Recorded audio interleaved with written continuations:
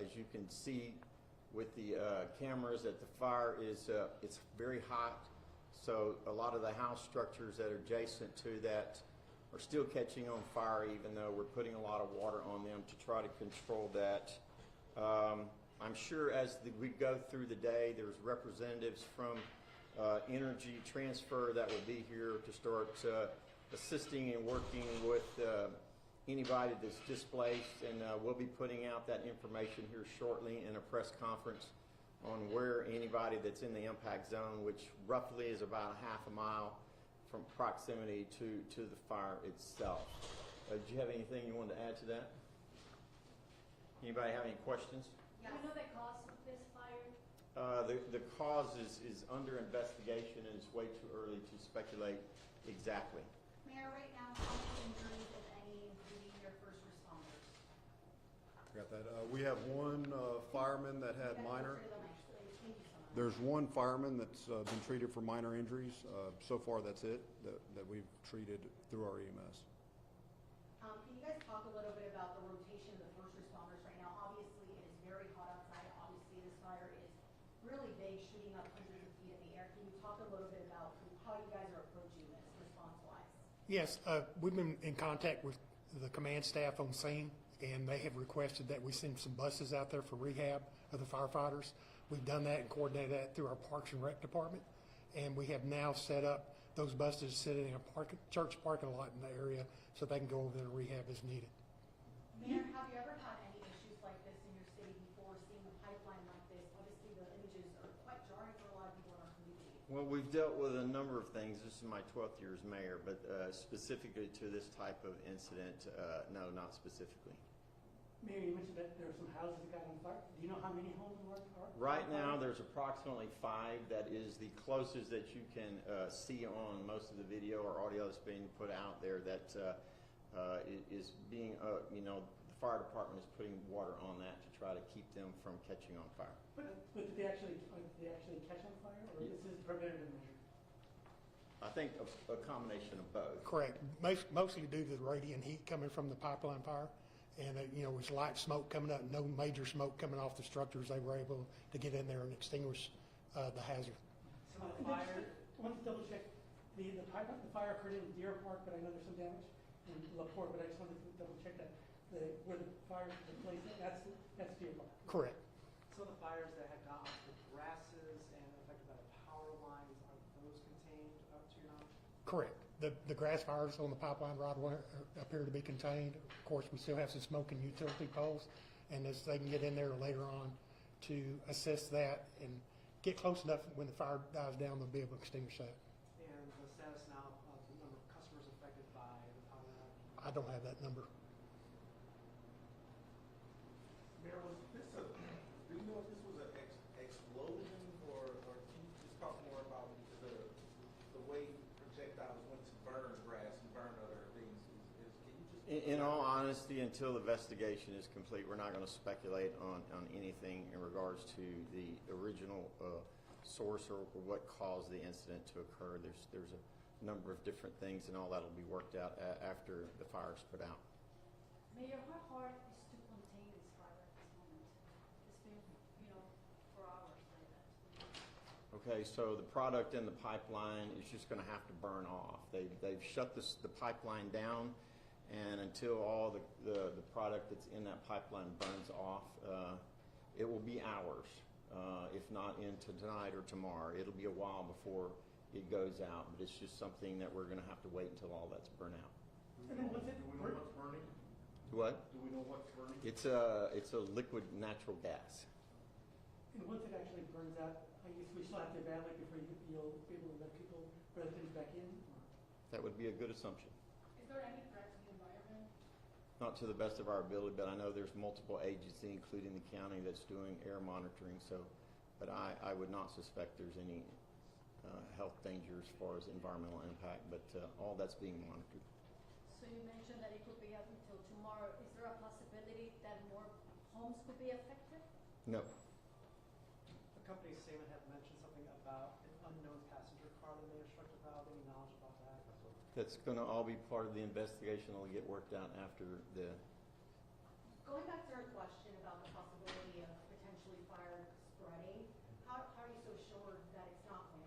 It's contained to that one isolated spot. That's what we know. Hypothetically, anything's possible, but we don't foresee that spreading beyond where it's at. What's your message to the folks that live along that area? We met a woman earlier today. She was very emotional in her car. I had no idea. We later found out that her home was one of the homes that had fire in her front door. Can you just explain what you tell to people in that community that unfortunately are being impacted by this? It would be concerning to me if I were to know I couldn't go home this evening. So sure, it's going to be a situation that we're all going to have to work together, including with the Energy Transfer Company, to find everyone in that impact zone a temporary situation to make sure they have what they need, whether it be starting tonight. Hopefully, in most cases, as we know through any of these incidents, family is going to play a major role in giving places a short term for people that are displaced. But there will be some that are displaced, whether it be directly from the fire or potentially from power outages, because through that area is also a main distribution line of power. So all of that will be dealt with and mitigated to the best of our ability. Is the Red Cross assisting you all with any of that? To the best of my knowledge, I haven't had any communication with Red Cross. Most of it is just dealing with the county itself. How many total homes are in the evacuation area? I don't have a specific count on that. That's probably just guessing, and like straight evacuated was probably 50. The ones that are going to be impacted by it from power, it's going to be significantly more than that. Can you talk to us about- to go back to check on the belongings, or is that going to wait until after? Once it's safe, we'll let people back in, but the product has to burn out of that line enough that the temperature gets down where it's safe for people to move back in before we'll let anybody back in. Talk to us about the process that went into place, the gears that started turning with the help, with every setting the parameters to fight this. Just talk to us about the process that everything that happened. We're good. All right, once the call went out, our fire department responded. LaPorte Fire Department is right down the street from there too, so they automatically responded. From an emergency management standpoint, I was already I was in contact with the city of Pasadena, Harris County, TDM, and LaPorte. We all started working together and get the wheels rolling on all those type of things. Once the fire department was down there, they coordinated with the EMS for anything, and then they set up a command post, a unified command post, and was coordinating the response from that location. And we also were working with Pasadena, sent us their drone team, so we've been monitoring drone footage from the scene and keeping an eye on things that were going on there. I've seen officials from Baytown, or first responders from Baytown, about how many is all over pretty much that you guys have? Well, mostly, I know initially from LaPorte, Deer Park, and Pasadena, and we requested some assistance from SEMA, Channel Industries Mutual Aid, for some manpower, LaPorte EMS, and Deer Park EMS as well. So I would imagine there's probably a good over 100 responders out there. Could each of you identify who you are? Yeah. I'm Jamie Galloway, the Emergency Services Director for the City of Deer Park. Yeah, Frank Hart, Assistant Chief in Deer Park. And I'm Mayor Mouton. Thank you. It is there, yeah. Closing thoughts, as you know, obviously you talk about potentially this going into the night, several hours. Will we be able to hear from you all again at some point this afternoon? Sure, we'll be putting out obviously some press releases as we gather information. This is going to be a whole lot of hurry up and wait narrative. As I know the question that was asked about the personnel on the ground, I'm sure there will be calls for additional personnel on the responders to rotate some people out, because with the heat and in that proximity, I'm sure. So that'll most probably be, the longer it goes, something we'll have to start looking at. Obviously dealing with the Energy Transfer Company, making sure that any of the claims and needs that are going to be coming up here as it goes later in the day are going to be a top priority, making sure that everybody's in the impact zone is assisted in any manner that we possibly can. I know you're still investigating, but there were a lot of people saying that apparently the fire started due to a car that hit the pipeline? Is there a possibility that that could be the reason? There is a possibility. Was the- We're not going to comment on anything pertaining to the investigation. It's very early in the narrative, so you know the car's there. We know the car's there.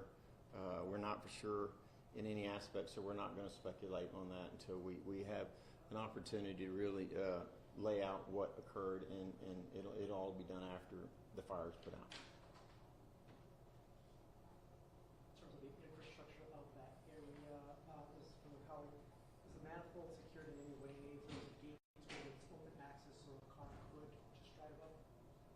There was a fence around that complex.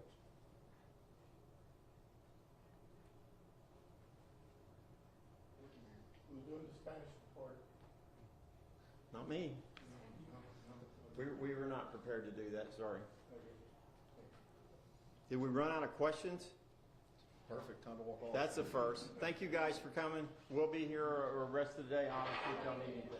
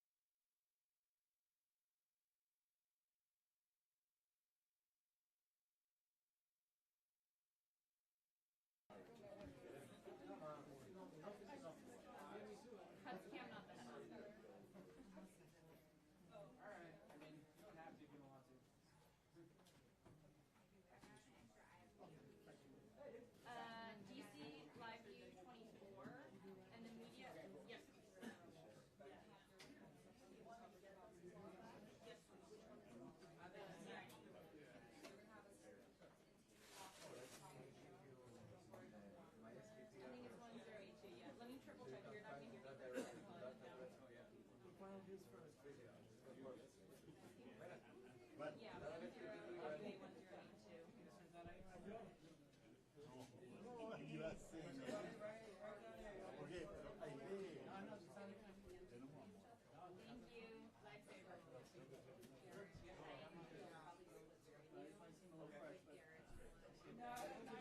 102.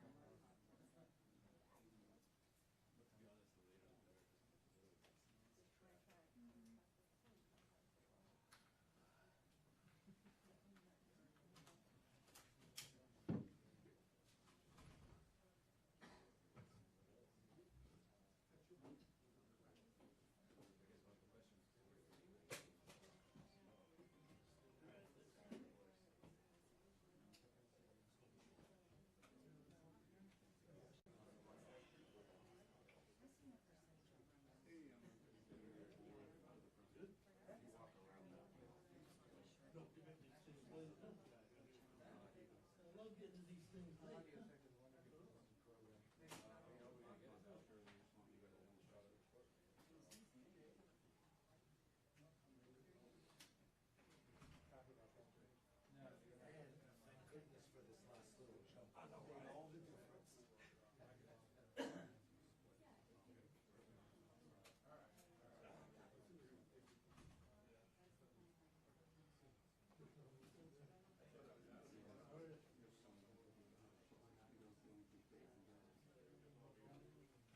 Hey, everybody, if you have a bad shot or a bad angle, I'm right in the middle, and we will put it up on WeTransfer later.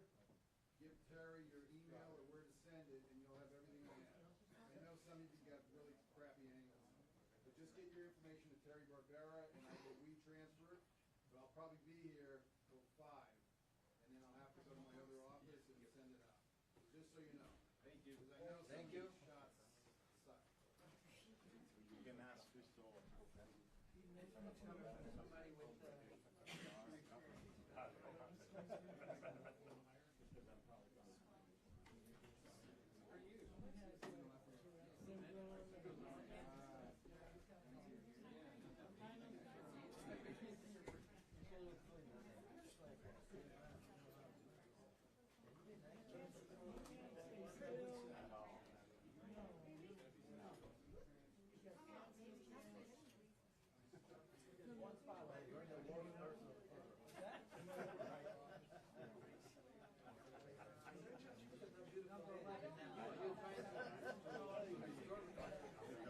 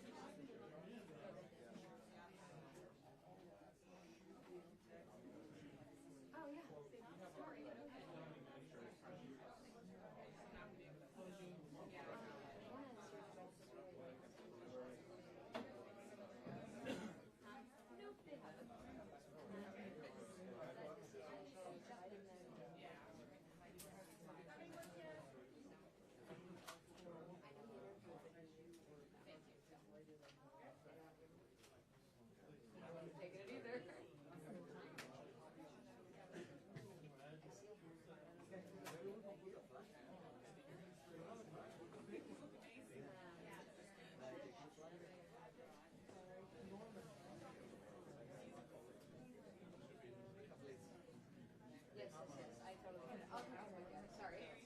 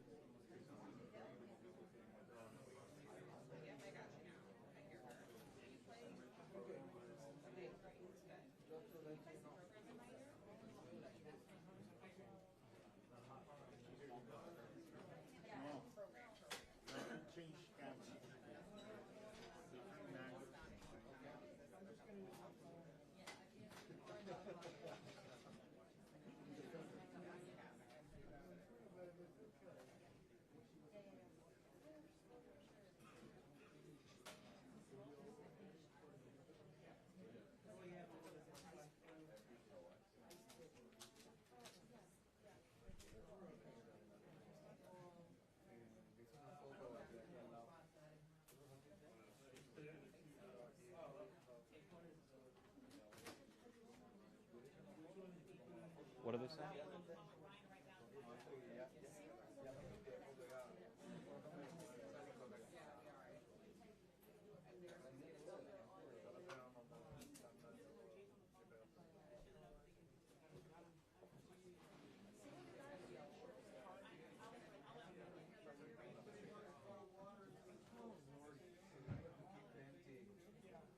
It's not always empty.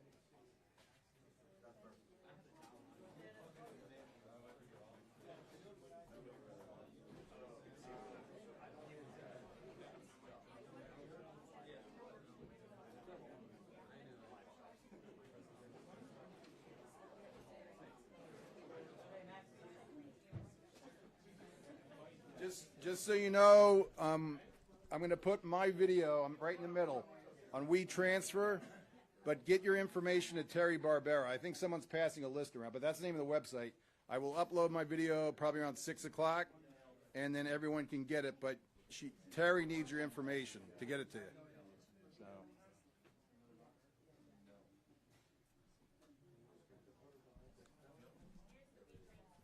All right.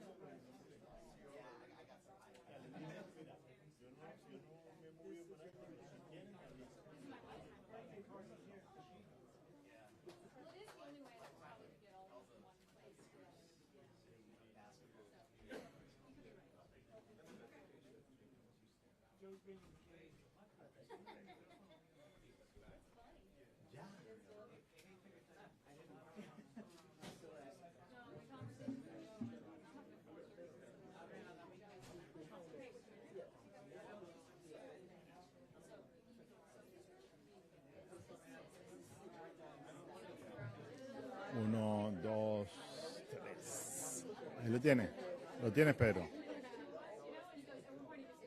Sí, ¿no? Uno, hola, ¿cómo están? Bienvenidos. Gracias por venir. Ahora vamos, gracias. No, no, no. Ya. Pedro, me tengo como... No, ya. Está bueno. Listo. Ya. ¿Un cuarto para qué? Cuéntame.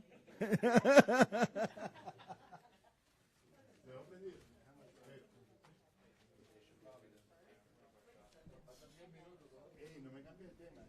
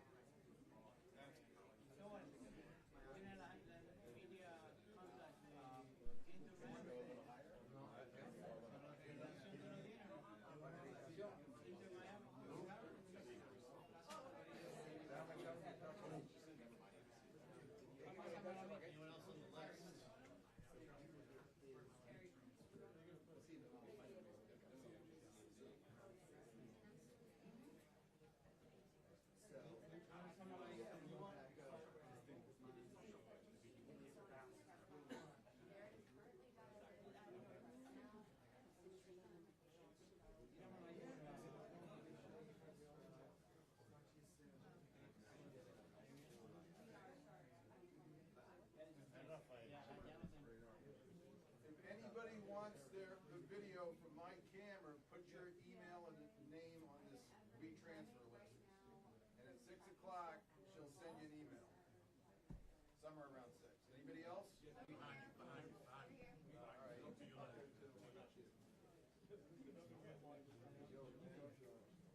Reporters don't carry guns.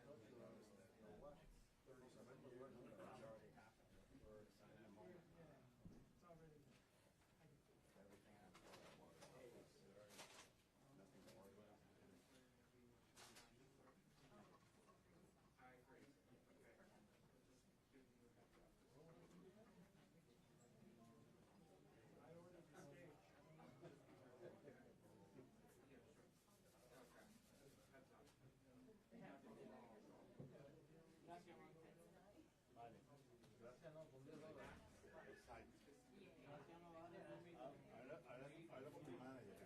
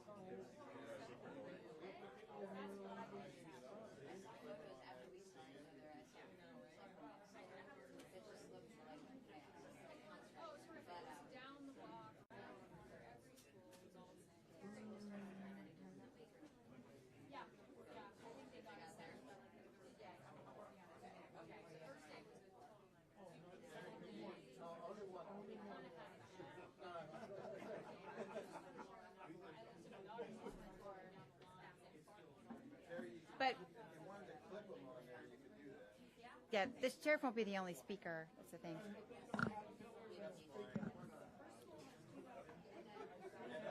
Really? 1, 2, 3, 4, 5, 6,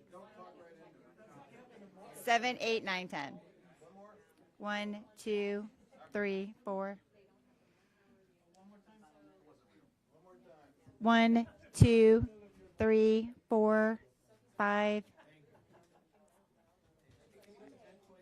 6, 7, 8, 9, 10. Or a few minutes after? Where is the sheet that's going around that, for the WE transfer? Back here. Okay. There's someone, people need it When in you're done, front. can you bring it up? They need it in front too. So if you're finished with it, pass it around the front. Please.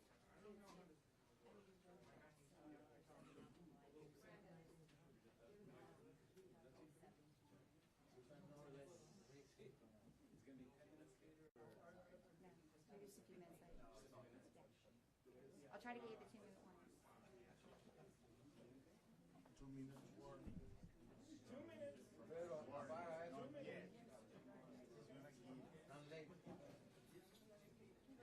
Thank you.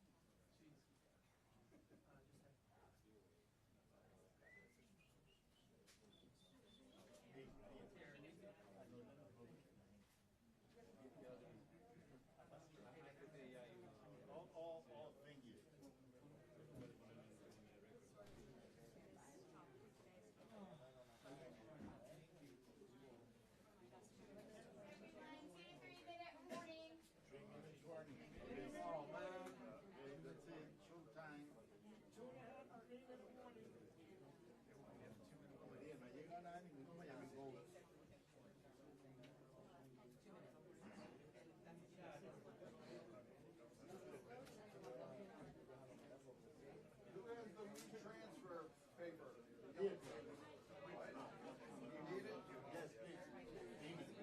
Sorry, do you need the paper?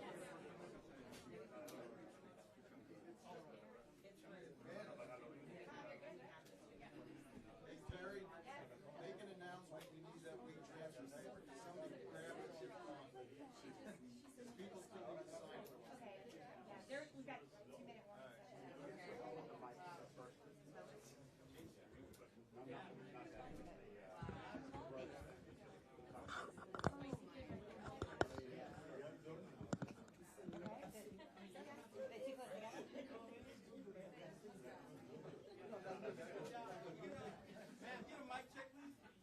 We're doing mic check again. 1, 2, 3, 4, 5. You're good?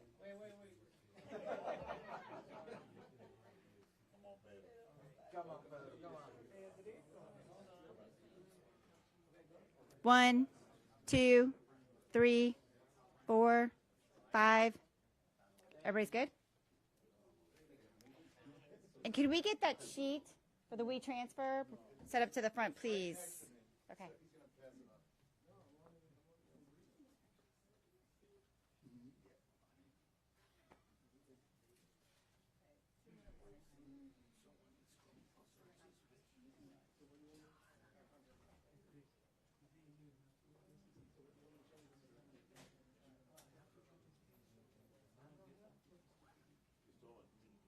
Look serious because you're going to be my fix.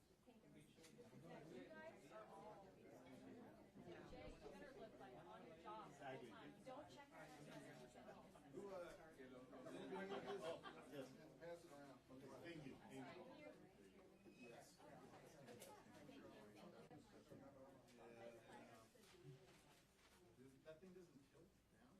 Did you get too much of the ceiling? No, I mean that. Yeah, well, that's, yeah, but the ceiling, ceiling's worse. Now we get a little more dead and less ceiling. Or unless you can zoom, you know what? Tilt it down, and then you zoom in. Yeah.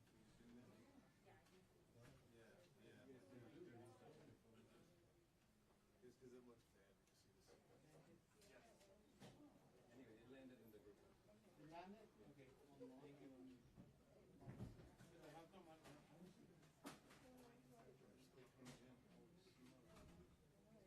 Maybe you're not downloading.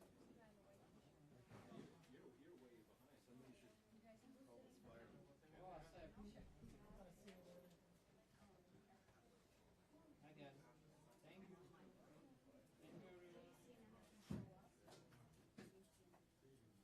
She's doing the live test.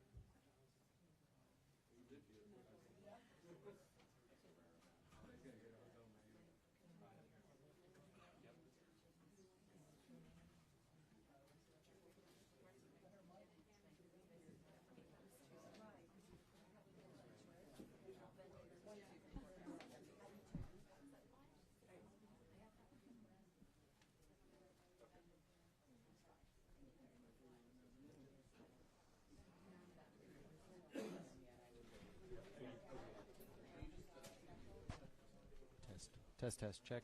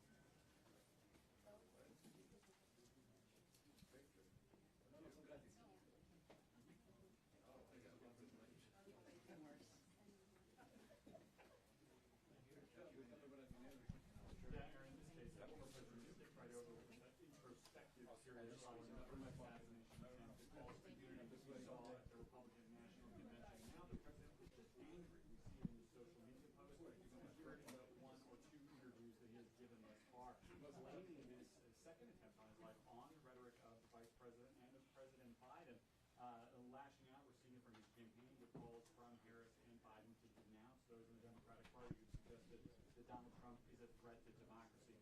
No calls for unity here, no kind of broader message of turning things down across the country. It's anger and focus on the top of the Democratic ticket from Donald Trump.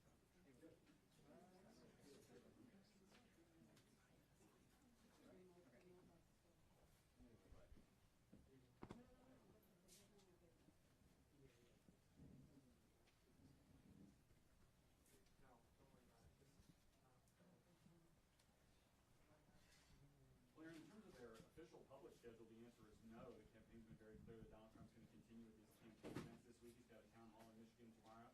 He's an event tonight at Mar-a-Lago that has nothing to do with the campaign. He's launching a new crypto program just for his own personal brand. All of that is the show must go on. But what changes might be being made in the security posture around some of these events, or how things like the rest of the former president's schedule, like a golf outing, which is typically treated as what we call an OTR movement, a lot less of the visible security preparations, the security screenings, a smaller package of Secret Service and other officials traveling around him. If those changes are being made, we don't know about them yet, and we may not ever be told about them. The Secret Service may simply decide to make those changes unilaterally and quietly.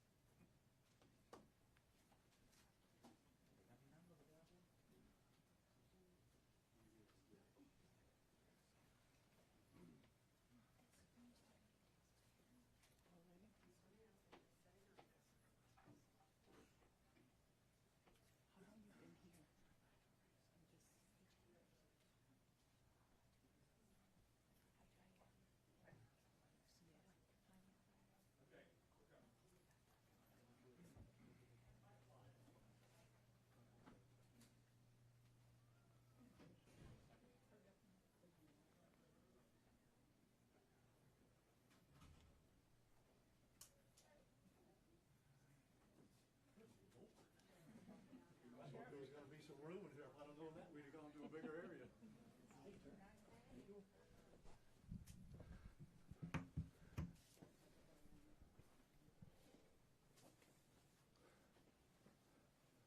Okay, just a couple little housekeeping things here, in case you haven't been with me at a press conference. We, meaning the gentlemen that are up here, which is the U.S. Attorney, FBI, Secret Service, we're going to give you everything that we have. We're going to give you the latest updates. They're going to tell you what's going on with the investigation, everything. And then we're going to do a limited amount of questions. So make them good, all right? Don't get into what if and all this. Get legitimate questions. We got it? Yes, sir. Okay, everybody ready? Yes, sir. Okay. We're here today to give an update on the investigation in regards to the incident at Trump International. With me is the U.S. Attorney, the FBI, and the Secret Service. Just to give you a little information, as you well know, the road down there on Summit is still blocked off. It will be blocked off probably for the remainder of today and probably a good portion of tomorrow until some of the investigative things need to be done and finished.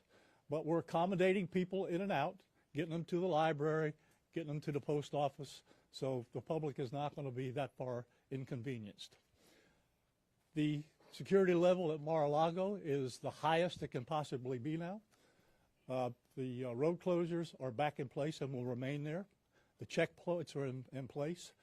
And my commitment to the Secret Service is to give them every possible resource from PBSO. Once they determine the level of security that they need, they will get all the resources possible. So having said that, I'll let you talk to the U.S. Attorney. Thank you, Sheriff.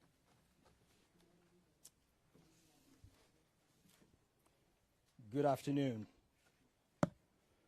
Thank you for joining us today. My name is Markenzie Lapointe. I am the United States Attorney for the Southern District of Florida. I want to start by expressing my deep gratitude to Sheriff Rick Bradshaw of Palm Beach County Sheriff's Office for hosting today's press conference and for his department's assistance with this matter. I'm truly grateful for your leadership, sir. I'm also pleased to be joined by our partners in federal law enforcement from the FBI and the United States Secret Service, and also from ATF. Joining us today for comments and announcements are Special Agent in Charge Jeffrey B. Veltri of the FBI Miami Field Office, and Acting Director of the U.S. Secret Service, Ron Rowe. I want to also thank the men and women in law enforcement who have been working around the clock in the initial phase of this ongoing investigation. Our partners include federal and local authorities who effectuated the apprehension of the defendant and have aided in ensuring federal charges were filed against him this morning. We're here to announce that Ryan Wesley Routh, 58 years old, of Hawaii, has been charged by a criminal complaint in the Southern District of Florida with firearms offenses related to an incident which occurred yesterday at Trump International Golf Course right here in West Palm Beach. Roth was charged federally with possession of a firearm by a convicted felon and possession and receipt of a firearm with an obliterated serial number. He had his initial appearance today before Magistrate Judge Ryan McCabe in the federal courthouse in West Palm Beach. According to the allegations in the complaint, a U.S. Secret Service agent walking the golf course perimeter saw what appeared to be a rifle poking out of the tree line. After the agent fired a service weapon in the direction of the rifle, a witness saw a man later identified as Ralph fleeing the area in the tree line. Ralph was later apprehended by officers from the Martin County Sheriff's Office in coordination with the Palm Beach County Sheriff's Office. The complaint alleges that in the area of the tree line from which Ralph fled, agents found a digital camera, a backpack, a loaded SKS-style rifle with a scope, and a black plastic bag containing food. The serial number on the rifle was obliterated. According to the complaint, Roth was convicted of felonies in North Carolina in December 2002 and March 2010, and therefore was prohibited from possessing a firearm. The FBI is leading this investigation, this ongoing investigation. As the Attorney General stated earlier today, the FBI is continuing its investigation of this incident as an assassination attempt upon the former president. The investigation remains at its early stages. The entire Justice Department, including the FBI, the United States Attorney's Office for the Southern District of Florida, and the National Security Division are coordinating closely with our law enforcement partners to fully investigate and prosecute this matter. The charges we're announcing reflect the strong collaboration of the agencies represented here. The U.S. Attorney's Office, the Department of Justice, would be unable to carry forth our mission without the invaluable assistance of our federal, state, and local law enforcement partners. I would like to thank the Bureau of Alcohol, Tobacco, Firearms, and Explosives, and we have Chris Robinson here, Special Agent in Charge, and your Secret Service for the invaluable assistance they are providing, they have been providing. I would also like to recognize the Palm Beach County and Martin County Sheriff's Offices for apprehending the defendant. Again, without the local authorities to assist in those things, it would be literally impossible to accomplish the things we're able to accomplish on the federal side. I want to personally express my gratitude to the attorneys with the U.S. Attorney's Office for the Southern District of Florida and the Counterterrorism Section of the Justice Department's National Security Division for their nonstop work over the last 24 to 30 hours. Together, we will continue to work tirelessly to ensure accountability and the pursuit of justice.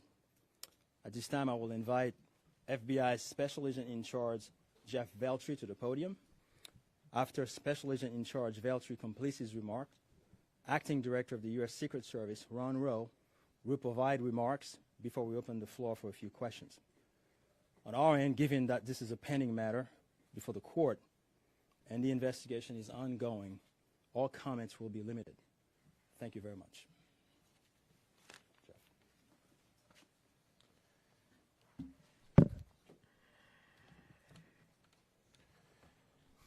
Good afternoon. For a quick introduction, my name is Jeffrey Veltri, FBI Special Agent in charge for the Miami Field Office. The FBI immediately responded to the scene here in West Palm Beach, Florida, and we are investigating this matter as an apparent assassination attempt of former President Trump. We view this as extremely serious and are determined to provide answers as to what led up to the events which took place. I want to emphasize we're just a little over 24 hours into this investigation, so we're going to provide as much as we can publicly while our investigation is still ongoing. We must also stress that the United States Attorney's Office is pursuing charges, and that limits some of the details that we can discuss publicly. Yesterday afternoon, Martin County Sheriff's Office took custody of Ryan Ralph, and he was transported back to Palm Beach County Sheriff's Office. Our FBI agents then attempted to interview him, and he invoked his right to an attorney. In the last 24 hours, the FBI and our partners have been dedicated to investigating the incident and utilizing all available resources. These efforts have included our investigative team and the United States Attorney's Office for the Southern District of Florida, in conjunction with DOJ's National Security Division, are actively working hand in hand to pursue and subsequently execute search warrants. Thus far, the warrants include a video recording device, subjects' cellular devices, a vehicle, and other electronic devices located at previous known addresses. We are coordinating with the United States Secret Service to complete numerous interviews of agents on scene. We have also interviewed 7 civilian witnesses at the scene, and that is just the beginning. Our FBI's Honolulu and Charlotte field offices have initiated interviews of several family members, friends, and former colleagues of the subject. FBI has deployed several specialty teams and assets from FBI headquarters and our lab division in Quantico to include evidence and critical incident response personnel. The evidence response team is collecting and processing multiple evidentiary items. These range from the rifle, which is an SKS model with a scope and obliterated serial numbers, to 2 bags, the subject's electronics, and what appears to be ceramic tiles. DNA has also been collected from those items, which are being sent to Quantico for testing. We will also process the subject's vehicle for evidence. The Cellular Analysis Survey Team, what we refer to as CAST, conducted thorough analysis of the subject's cellular device locations. The CAST analysis aligns with witnesses' account of the subject's presence at the scene both before and around the time of the incident on September 15th. More specifically, we're continuing to conduct analysis and will be compiling the subject's movements in the days and months leading up to September 15th. Cellular data shows that the subject was in the vicinity of the golf course roughly 12 hours before the engagement with the United States Secret Service. Our investigative teams conducted a neighborhood canvass in an effort to collect and obtain relevant video footage. The subject had an active online presence, and we are going through what he posted and any searches he conducted online. In addition, we're going through media reports and public statements he made that he wanted to recruit Afghan soldiers and others to fight for Ukraine. The FBI has sent multiple requests to companies for returns on the subject's phone and social media accounts. We received several returns and are waiting on additional responses from other companies as well. Our investigative team is completing analysis of the returns and actioning leads as needed, and we anticipate continuing until the FBI knows the full totality of the subject's social media presence. By way of his background, in 2002, as the United States Attorney mentioned, the subject was charged and convicted in North Carolina for possession of a weapon of mass destruction. Law enforcement checks also revealed that from 1997 to 2010, the subject had numerous felony charges for stolen goods. I can also share with you that he was the subject of a previously closed 2019 tip to the FBI where it was alleged he was a felon in possession of a firearm. In following up on the tip, the alleged complainant was interviewed and did not verify, I repeat, did not verify providing the initial information. The FBI passed that information to local law enforcement in Honolulu. On behalf of the FBI, I would like to thank the Palm Beach County Sheriff's Office and Martin County Sheriff's Office for their incredible work in actioning the witnesses' information and rapidly apprehending the subject. I would also like to thank the United States Secret Service, the United States Attorney's Office for the Southern District of Florida, the Department of Justice's National Security Division, the Bureau of Alcohol, Tobacco, Firearms, and Explosives, and our FBI field offices in both Honolulu and Charlotte, who have been conducting additional law enforcement activity related to the subject. Your continued partnerships have been invaluable. Oftentimes in law enforcement, we tell citizens to be vigilant and aware of their surroundings. Yesterday, a citizen provided remarkable assistance, which led to the arrest of this subject. We appreciate the public's diligence in passing potential tips and information regarding the subject and this incident to the FBI. If you have any information, please call 1-800-CALL-FBI or go online to tips, that's tips.fbi.gov. With that, let me turn it over to the United States Secret Service Acting Director, Ron Rowe. Good afternoon, everybody. Yesterday afternoon, this country was reminded of the heightened and dynamic threat environment that the United States Secret Service and its protectees face on a daily basis. Immediately following the assassination attempt of former President Donald J. Trump on July 13th, the Secret Service moved to increase assets to an already enhanced security posture for the former president. In the days that followed, President Biden made it clear that he wanted the highest levels of protection for former President Trump and for Vice President Harris.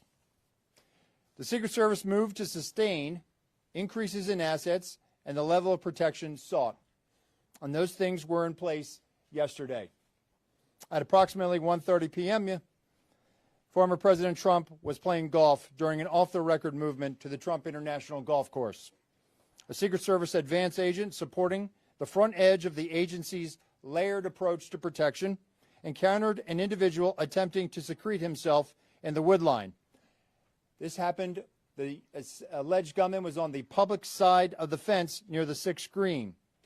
A layered approach of security is integral to the Secret Service's protective methodologies, and it's also the key to our success. As former President Trump was moving through the 5th fairway across the course and out of sight of the 6th green, the agent, who was visually sweeping the area of the 6th green, saw the subject armed with what he perceived to be a rifle and immediately discharged his firearm. The subject, who did not have line of sight to the former president, fled the scene. He did not fire or get off any shots at our agent. With reports of gunfire, the former president's close protection detail immediately evacuated the president to a safe location. The protective methodologies of the Secret Service were effective yesterday. The former president's protective apparatus allowed for the early identification of the threat and led to a safe evacuation. The increased assets directed by President Biden were in place yesterday. These included the counter-sniper team elements, counter-surveillance agents on the exterior, counter-assault teams partnered with local tactical assets from the Palm Beach County Sheriff's Office, and counter-unmanned aerial system elements. All of these entities were present yesterday. And while all of these assets were in place, as I've said publicly, we must satisfy the basic requirements of the Secret Service's protective methodologies. In partnership with local law enforcement, we did just that. And the agents' hypervigilance and the detailed swift action was textbook.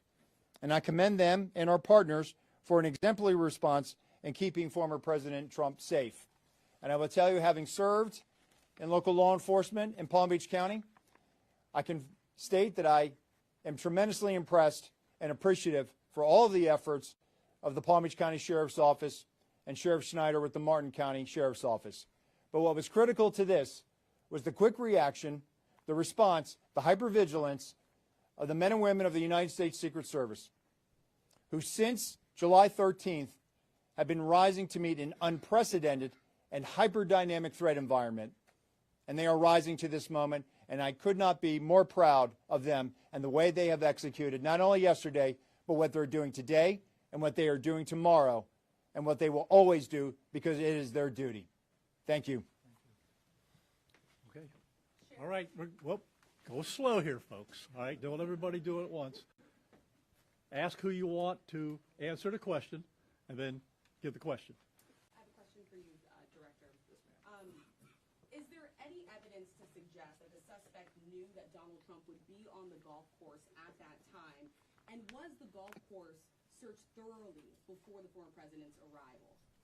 So at this time, it was an off-the-record movement, meaning it was not on the former president's official schedule. And what I go back to is the layered approach. The elements and the methodologies of the Secret Service. There was a front element. It did its job in sweeping ahead of the president. That's what identified this individual who was in that wood line. And the swift action of that agent doing his job, pushing out ahead, sweeping while the president was behind him several hundred yards and several holes away, out of sight from the gunman, did his job. And that was what alerted the detail, and the swift action is what triggered that. First question, was there any evidence to suggest that the suspect knew that Donald Trump was going to be on that golf course at that time? Based on what I know now, and it's an active investigation, I don't have any information on that. Director, was this? Terry Parker. How many times did your agents go around the perimeter and scope out the golf course during the 12 hours that this guy was holed up in the shrubbery? So this was an off-the-record movement. It wasn't a site that was on his scheduled. It wasn't part of his schedule. So there was no posting up of it because he wasn't supposed to have gone there in the first place. Director, let me ask you about the Secret Service. Garrett Haig. Have you briefed former President Trump on your findings so far, and has his campaign asked for any changes in his security going forward after yesterday? So, sorry. So I've had a conversation with the former president. We've explained and we've worked with the campaign. The president is aware that he has highest levels of protection that the Secret Service is providing him. Director, we constantly evaluate based on threat. And yesterday what we show is that our agents and our protective methodologies, and there's a lot of tactical assets in place, things that have been put in place as a result of what happened 60 days ago, those elements are working, and that demonstrates the redundancies that we have. And so we constantly evaluate. We'll of course, look at this and see what lessons learned from it. But as of right now, we are constantly evaluating that threat. And if we need to ratchet up additionally, we will. Yes, sir. Do we know when Ralph arrived in Florida in general, when he arrived in Palm Beach, the area? That's a question probably for the FBI. If he's been at the golf course prior to this scoping it out. We're in the process of collecting a lot of evidence, and that will be part of that investigation to determine his whereabouts going back quite some time. Do you have any detail on where he might have gotten the gun? That's part of the investigation as well. Again, that's going to be a little bit challenged until we're able to determine the serial number on that gun. So we're hopeful to be able to do that. We're still looking into that. The sheriff mentioned about the highest level of protection that they would lock down the golf course. Was that a miscommunication then, being that President Biden ordered the highest level of protection? Do you want to take this, Sheriff? Okay. So here's the deal. When it comes to Secret Service protection, we provide the highest level. So, for example, yesterday, counter-assault team elements. I'm not going to go into the number of personnel that we have out there, but we have the highest levels from Secret Service. When we work with the Palm Beach County Sheriff's Office, like, for example, yesterday, during that emergency action response, we had their local tactical team assets partner with our local tactical team assets. We had their helicopter up in the air, providing us 360 and situational awareness of the overhead for if there were any potential threats coming at us. So what we did yesterday was exercise our emergency plan based on the number of tactical assets and the highest level of protection that we are providing. The sheriff and I have talked. Now, clearly, when you go down Southern Boulevard right now and you try to get over to Palm Beach and you see the robust presence that's existing outside of Mar-a-Lago, the heavy uniform presence, the additional assets of the Secret Service. And for those of you that were here in 2017, when the president was in office, when you look at that footprint now and you look at it today, there's not much difference there. There's heavy uniform presence out there. And again, what I go back to is yesterday was an off-the-record movement. Off the record. And the president wasn't even really supposed to go there. It was not on his official schedule. And so we put together a security plan, and that security plan worked. Special Agent Daltrey, in terms of him being in the vicinity, Special Agent Daltrey, in terms of him being in the vicinity, based on his phone records, is there any evidence to show that Routh was in the vicinity in the area before Sunday? And when you say in the vicinity, does that mean right there at that spot in those bushes, or could it have been, down the street at a restaurant? It was in very close proximity to where he was spotted by the Secret Service. In terms of your first question, whether he was there earlier, our investigation is still looking to determine that. Whoa. We're going to do two more. You get one. All right? Only two more. You get one. Okay. We understand that the Secret Service has asked Congress for additional resources since the Butler rally. Have you received those resources yet? So thank you for that question. So we are working.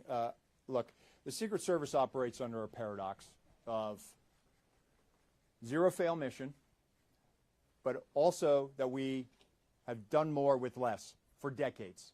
And this goes back many, many, many, many decades, right? What I can tell you is that we have immediate needs right now, and we have great support, not only from President Biden, and you saw his public statement today, where he said that, he's going to direct his staff to make sure that the Secret Service has the resources it needs. We're having fantastic conversations with members of Congress. I've been up to the Hill last week. We are continuing to have those conversations, but the long and short of it is this. Coming out of Butler, I have ordered a paradigm shift. The Secret Service's protective methodologies work, and they are sound, and we saw that yesterday. But the way we are positioned right now in this dynamic threat environment, it has given me guidance to say, you know what, we need to look at what our protective methodology is. We need to get out of a reactive model and get to a readiness model. There could be another geopolitical event that could put the United States into a kinetic conflict or some other issue that may result in additional responsibilities and protectees of the United States Secret Service. And so we are working, we are making information available to all of our partners. And I just want to say that the commitment of Congress to the Secret Service throughout the years has been tremendous. And we will continue to work with them and Secretary Mayorkas, whose support in making sure that we're getting what we need has been phenomenal. He is one of our biggest champions and our advocate. And so we're having these conversations, and I feel confident that we will get what we need. We have immediate needs. We have future needs, too. I need to make sure that our counter snipers are the best trained counter snipers in the world, that they are exactly doing what we need them to do, and that they match counterparts in the military and Tier 1 forces. And right now, we are working with Congress to make sure that we get those for our training facility. We also have a necessary need to make sure that we're getting the personnel that we have. And that requires us to be able to have the funding to be able to hire more people. You can't just give me money and say, hey, we're going to make sure that everybody gets overtime. Because the men and women of the Secret Service right now, we are redlining them. And they are rising to this moment, and they are meeting the challenges right now. And if you look back at their body of work over the last 60 days, the Republican National Convention in Milwaukee, the Republican National Convention in Chicago, a visit of Prime Minister Netanyahu to Washington, D.C., and to West Palm Beach, which Palm Beach County Sheriff's Office supported. And then we go into the presidential debate in Philadelphia last week. And for those in the media that have been to a national special security event, if you saw the National Constitution Center last week, what you saw was pretty much a mini national special security event with the number of assets that were on that perimeter. And so our folks are rising to this moment, but it requires all of us to be able to have good conversations and make sure that we're getting the Secret Service where it needs to be. And I'm confident that we will achieve that because we don't have an alternative. success, we have to have it every day. We cannot have failures. And in order to do that, we're going to have some hard conversations with Congress, and we're going to achieve that. Last question, one more. The special agent in charge of the FBI, Yes, sir. did he act alone? Did he have some kind of help? At this point, we're still exploring that, investigating that. Our investigation will determine that. We do not have information that he's been acting with anyone else at present. Do we know how long he's been in Florida when he arrived? Oh, you snuck one in there. At this point, the question. Our investigation is still determining that. Thank you. All right. Anyhow, nope, that's it. We're not gonna do any more. All right, you got a lot of information there. The last thing I will tell you is, like the director of the Secret Service says, you know, the president called me last night, President Trump. He thanked me for everything that we did along with the Secret Service. He knows we work great together, and he feels safe. That's important because he is. And what we did yesterday proves that the system can work, because the suspect didn't even get close to getting a round off, and we apprehended him and brought him to justice. So we're very, very proud of that. Thank you, folks, for being here. I appreciate it. How do you pronounce his last name, Sheriff? Is it Ruth or Ralph? I've heard both. I say Ralph, but you say tomato, I say tomato.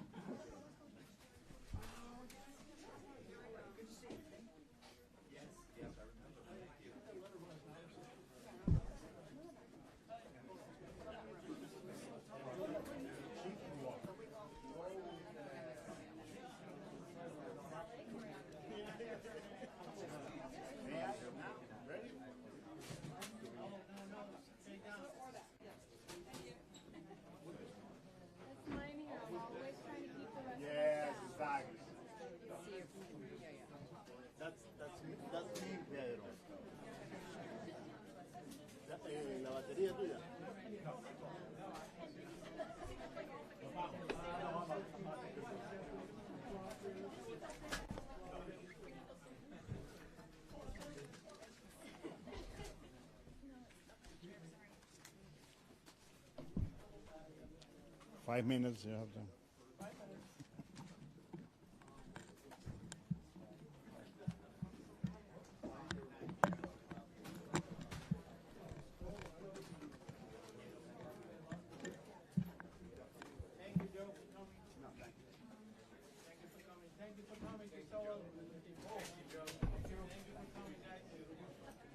You have 10 minutes to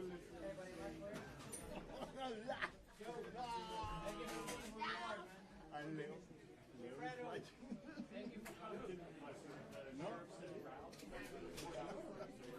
María.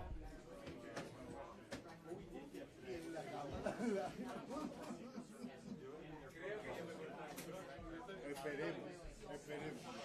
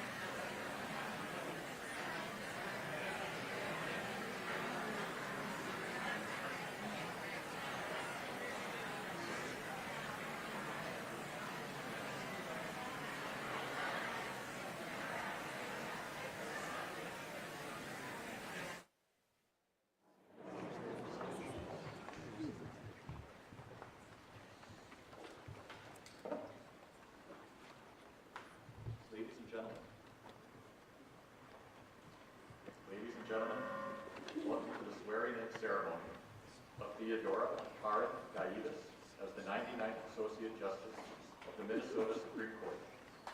I am Tim Drosky, the Commissioner for the Minnesota Supreme Court, and I will be introducing our special guests today. It is now my honor to introduce the state elected officials who are with us today, as well as members of the tribal courts, the federal and state judiciaries, and those speaking on behalf of the appointee.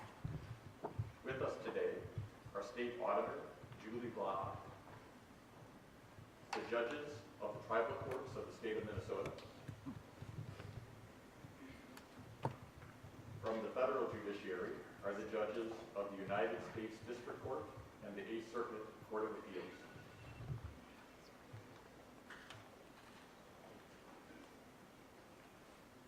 It gives me great pleasure to present the judges of the state of Minnesota.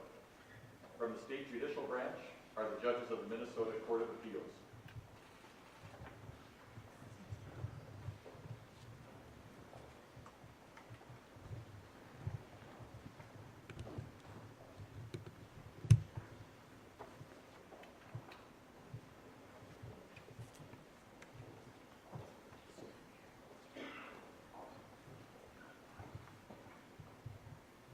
The judges of the district courts.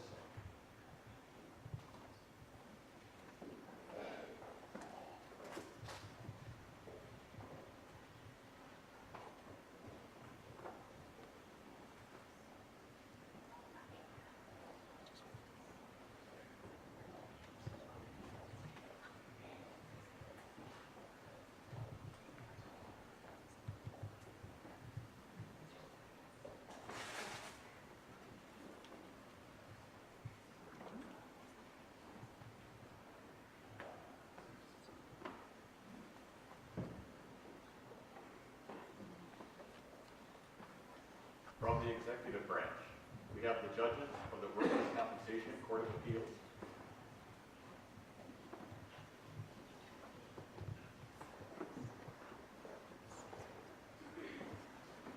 And we have the judges of the Office of Administrative Hearings.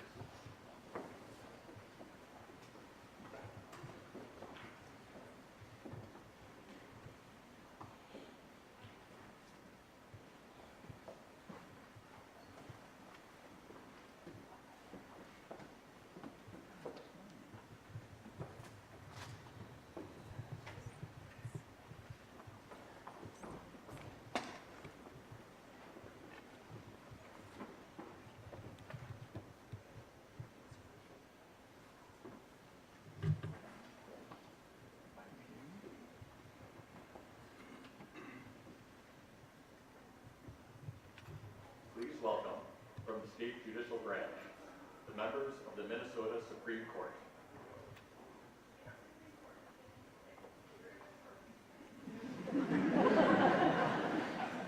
Here come.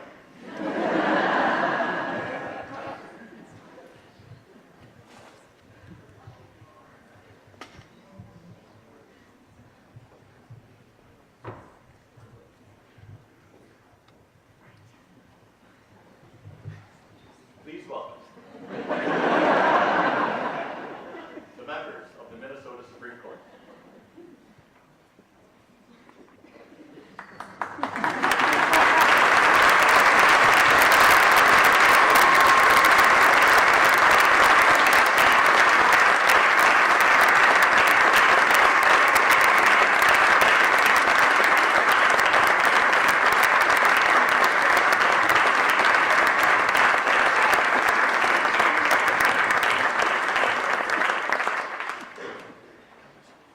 Finally, please welcome our special guests, Mr. Samuel Edmonds, President of the Minnesota State Bar Association.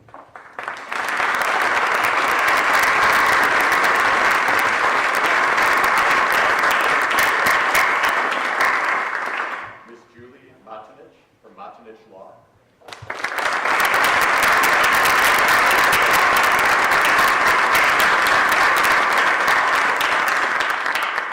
The Honorable Kayala Eid of the Minnesota Court of Appeals.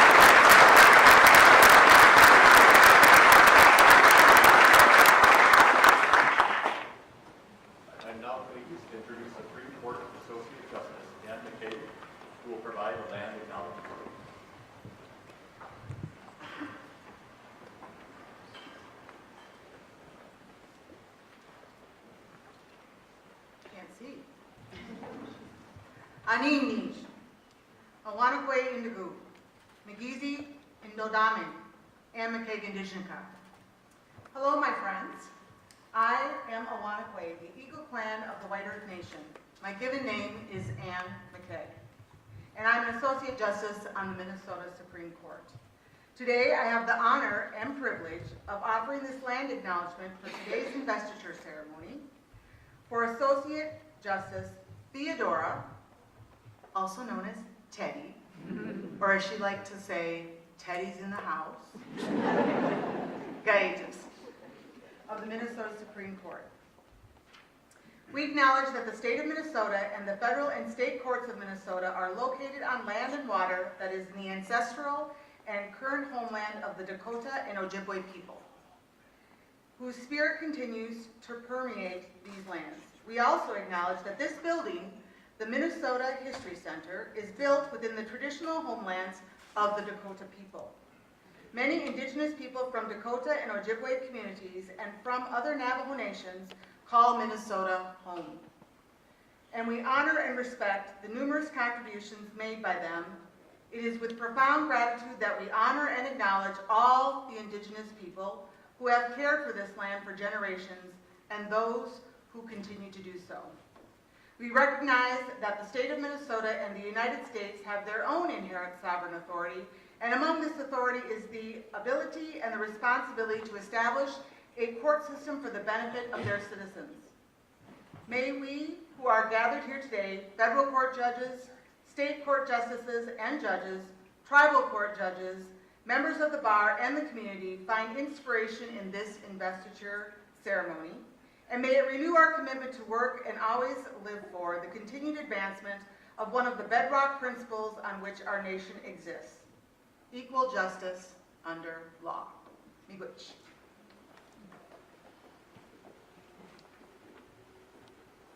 Thank you, Justice McKay.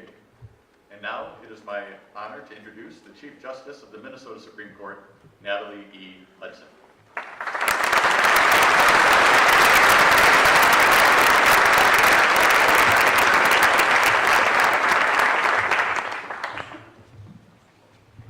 Thank you, Commissioner Drosky. Good afternoon to everyone. I'm Natalie Hudson, and I have the honor and privilege of serving as the Chief Justice of the Minnesota Supreme Court. It is a delight to see so many familiar faces here today as we welcome the Honorable Theodora Gaïtas as the newest member of our Supreme Court family. I also, of course, want to extend a warm welcome to Governor Tim Walz, Lieutenant Governor Peggy Flanagan. I believe State Auditor Julie Blaha is here, other special guests, and all of the esteemed members of the judiciary who have joined us today. We are also grateful, of course, for the presence of Justice Gaïtas' family, friends, and loved ones. We know how vital your support has been to her journey, and we are thrilled to share this special day with you. Now, I think we can all agree that Justice Gaïtas is a remarkable choice for our court. Her distinguished career includes service on the Court of Appeals, the District Court, as a dedicated public defender. She has been on the front lines of our justice system in many roles, always bringing her keen intellect, her commitment to fairness and equity. Today, we are incredibly fortunate to have her bring that experience and unwavering dedication to justice to our court. I first met Teddy, I'm going to call her Teddy if I may, when we were both practicing attorneys. It seems like eons ago now. She was at the Appellate Public Defender's Office, and I worked in the Criminal Appellate Division of the Attorney General's Office. And as a result, we were frequent adversaries as we argued cases both before the Court of Appeals and the Supreme Court. But we also soon became friends. And what I recall most about Teddy from those years was how incredibly smart and talented she is, but also her fierce advocacy on behalf of a clientele that most would like to forget. And she did it all with integrity and grace. So yes, she's had an impressive career, but what truly distinguishes Justice Gaïtas is her compassionate approach to the law. She understands that behind every case, there are real people with real lives, and she is committed to ensuring that every Minnesotan, regardless of their background, receives the fairness and dignity that they deserve. And while today we're here to celebrate her remarkable achievements, let us not forget to celebrate another significant milestone.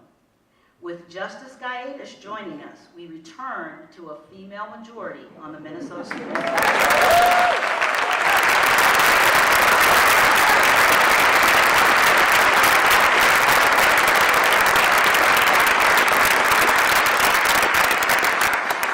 As many of you, I'm sure, know, Minnesota was the first state to have a female majority on the Supreme Court back in 1991, and my colleagues and I are proud to be a part of a judiciary that becomes more diverse and more representative of the people we serve with each passing year. As a fellow member of our court's female majority and as the first person of color to serve as Minnesota's Chief Justice, I can attest that diversity on the bench isn't just a milestone, it's a strength. It is a strength that enriches and improves the quality of our work and enhances the trust that the public places in us. Justice Gaïtas, back to you, also brings a wealth of life experience. From her days advocating for those without a voice as an assistant public defender, to her thoughtful, fair-minded decisions on the bench, she has shown us time and time again what justice truly means. She knows that justice isn't a one-size-fits-all proposition. It's a living, breathing promise that we all must strive to fulfill each and every day. And so I am truly, truly excited about the future of our court. I was telling the governor about this backstage, that the appointments that he has made to the court in the last year have just been outstanding. And I am truly excited about the future of this court. I know that Justice Gaïtas will bring her energy, her wisdom, and yes, her sense of humor to our deliberations. Her journey is a testament to the power of perseverance, dedication, and an unwavering commitment to justice. So Theodora, on behalf of the entire judiciary, congratulations.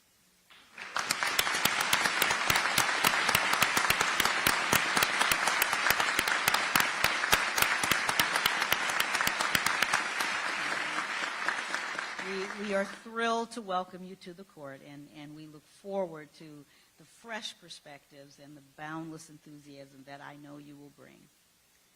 And thank you all once again for being here to share in this wonderful celebration with us. It's truly a joyous day for our court and for everyone who knows and supports Justice Gaïtas. And now it's my pleasure to introduce Sam Edmonds, who is the president of the Minnesota State Bar Association, who will share some of his thoughts on this exciting occasion.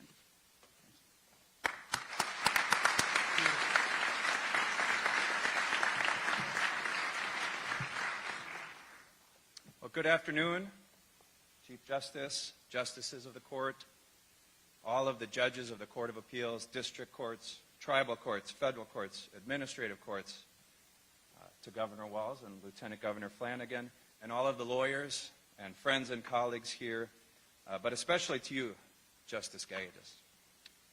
I'm so happy to be here today to mark this momentous occasion and to celebrate with you. I bring greetings and congratulations from all of the lawyers of Minnesota and the thousands of members of our State Bar Association. Justice Gaïtas, you came to the bench in 2018 with a broad range of experience and expertise.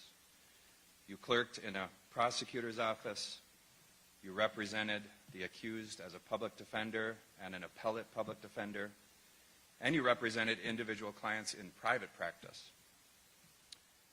In 2018, Governor Dayton could easily see that those experiences in government and private sector positions representing plaintiffs and defendants, both private clients and indigent clients, made you exactly the type of lawyer that we want to see serving on the bench here in Minnesota.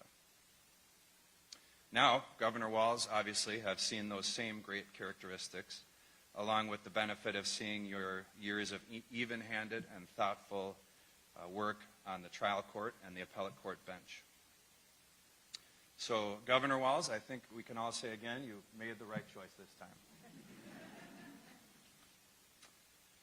Justice Gaïtas, we know that you will use all of those years of real-world experience helping individual clients and working with opposing lawyers to guide and inform your judicial philosophy.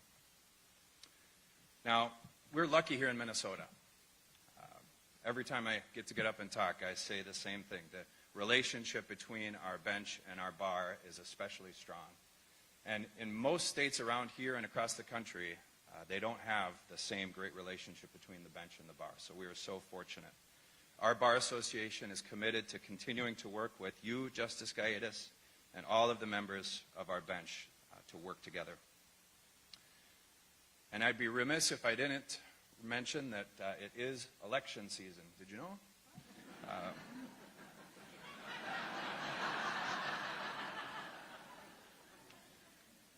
My focus here is on judicial elections. But we're also so fortunate here in Minnesota that we've largely been able to maintain our system of fair and impartial and nonpartisan judicial elections. And we need to keep it that way.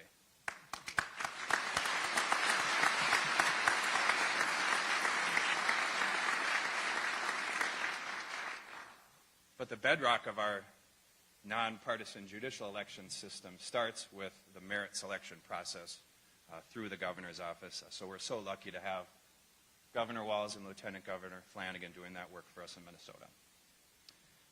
Now, I can let you know that the State Bar Association recently concluded our plebiscite, which is a poll of all of the members of the State Bar Association. We're going to be working hard to broadcast out the results of the judicial plebiscite all across the state. The results of those polls are also available to the judicial candidates for those who were successful in the poll results to be used in their campaigns. The State Bar is committed to ensuring that nonpartisan judicial elections continue in Minnesota long into the future. So, Justice Gaïtas, the Bar hopes to continue the long tradition of cooperation with the Supreme Court in the years to come. We look forward to working with you and the other members of the court to achieve that goal. On behalf of the lawyers of Minnesota again and the members of our bar, Justice Gaïtas, congratulations and welcome.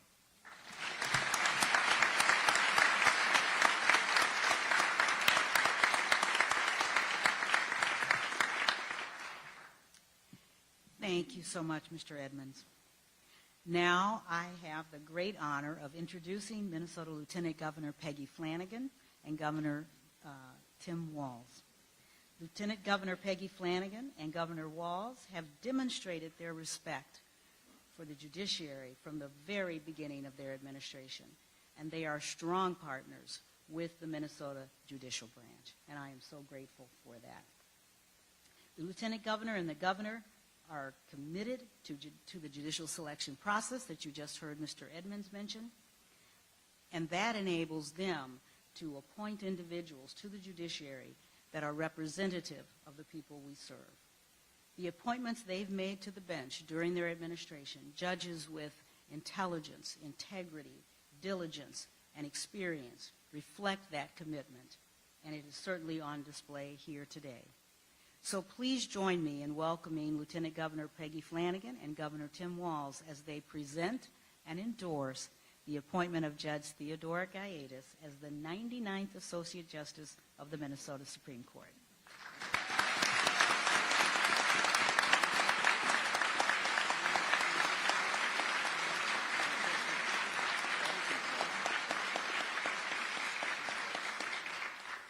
Well, good afternoon. I am so happy to be here, and I have to tell you, there have been many bright spots of our time working together, but I can tell you that the appointments to the bench has been one of those powerful things that we do in this role, of course, in partnership with our chair, Aaron Simba-Porter. So thank you as well for your leadership.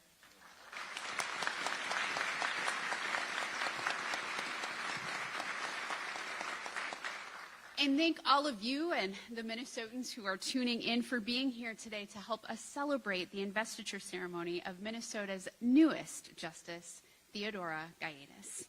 Not long ago, we were gathered to celebrate the investiture ceremony of Chief Justice Hudson, Justice Procaccini on the stage, and more recently, we welcomed Justice Sarah Hennessy to the High Court. This just shows what an extraordinary moment of transition this is for the history of the Supreme Court and for the state of Minnesota. A moment where legendary justices moved on and new faces with incredible personal and professional backgrounds ascended to the Supreme Court.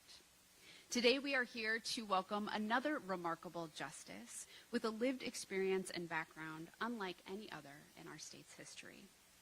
Justice Gaïtas has excelled at every level of the legal profession and judiciary. Her extensive experience as an appellate public defender and judge at the district court and court of appeals instilled a deep understanding of how our justice system can and should treat real people. Not only has she been a trailblazer on the bench, but her dedication to push the justice system to be the best it can be through her leadership is commendable. As the co-chair of the Tribal State Court Forum, a committee that promotes collaboration between tribal courts and state courts in Minnesota, she worked to bridge divides to unite our state to ensure that all of our citizens get the best results possible.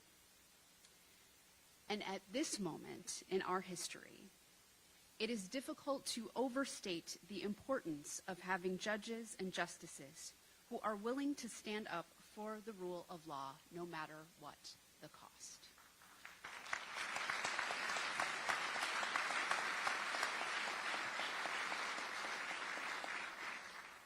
Minnesota's judiciary is a model for the nation, and it is incumbent upon all of us to fight to preserve the integrity of this cherished institution.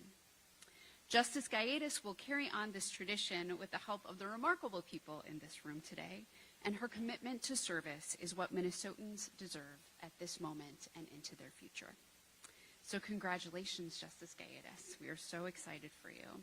And friends, I believe you have a program that you're all holding on to, and it might not indicate that Governor Tim Walz would be here today. So I would just encourage you in this historic moment of appointing our 99th justice to the Supreme Court to maybe just make a little note that Governor Walz was here as part of the program.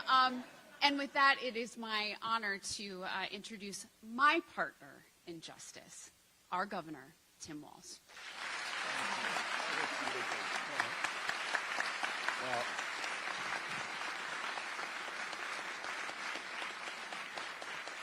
Well, thank you, Lieutenant Governor Flanagan and Chief Justice Hudson, for the work you do. To the Associate Justices of Minnesota Supreme Court, thank you.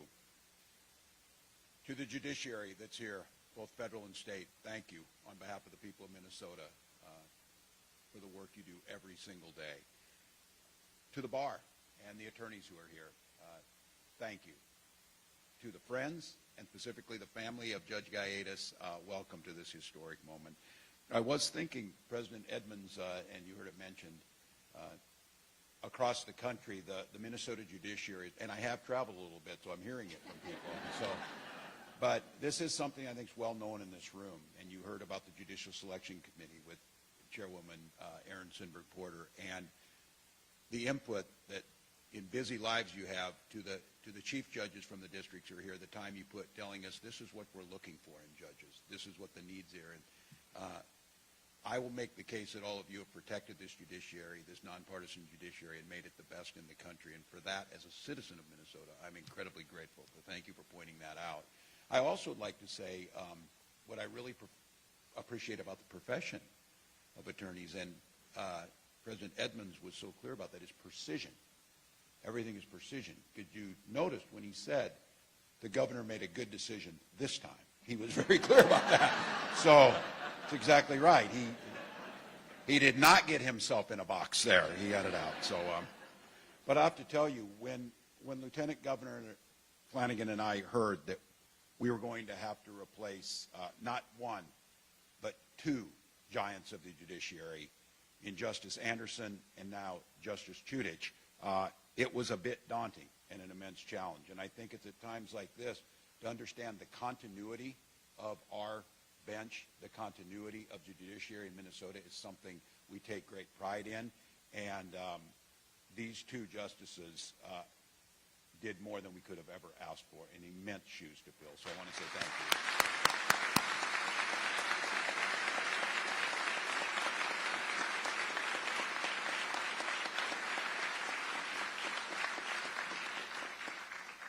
It's the stability that people talk about, and we knew that the next Associate Justice needed to be not just extraordinarily talented, which we certainly have roomfuls of, but also the ability to step right in and navigate the court at an unprecedented moment of transition on that court. And I can tell you with absolute confidence, our newest Associate Justice in Theodora Gaïtas is the right person at this moment in history. So I am grateful that you said yes when we asked to bring you here. So thank you for that.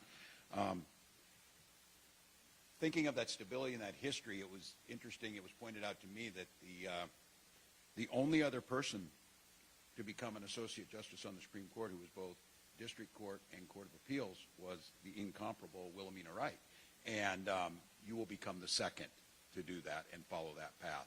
That wealth of knowledge that comes, incomparable perspective that you will bring to the High Court is something that I am confident that will help this entire court and the judiciary navigate what are becoming more complex issues all of the time. I also really appreciate, and we asked this question when we screen judges.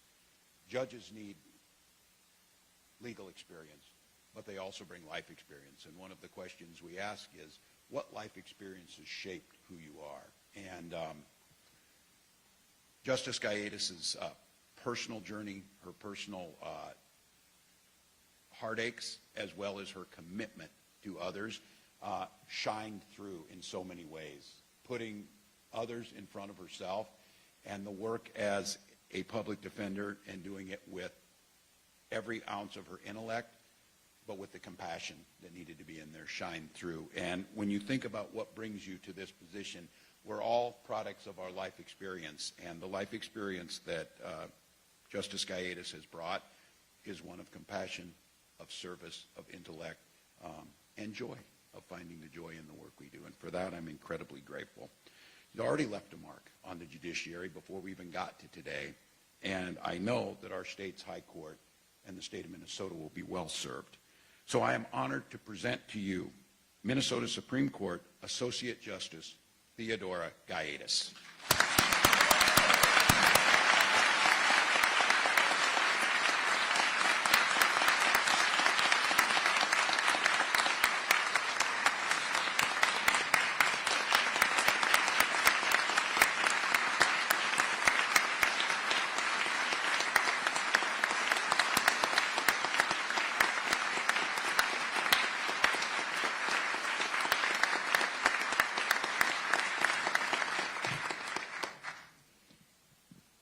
Thank you, Governor Walz and Lieutenant Governor Flanagan.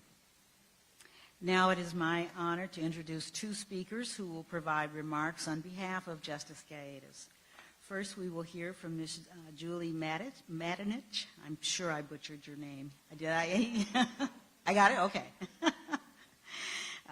She is an award-winning attorney who most recently has focused her career on medical malpractice. In addition to her legal work, founding her own law firm, she also co-founded the nonprofit Children of Incarcerated Caregivers to identify and promote laws, policies, and programs that promote the best interests of children when their parents are involved in the criminal legal system. So please welcome Ms. Matinich.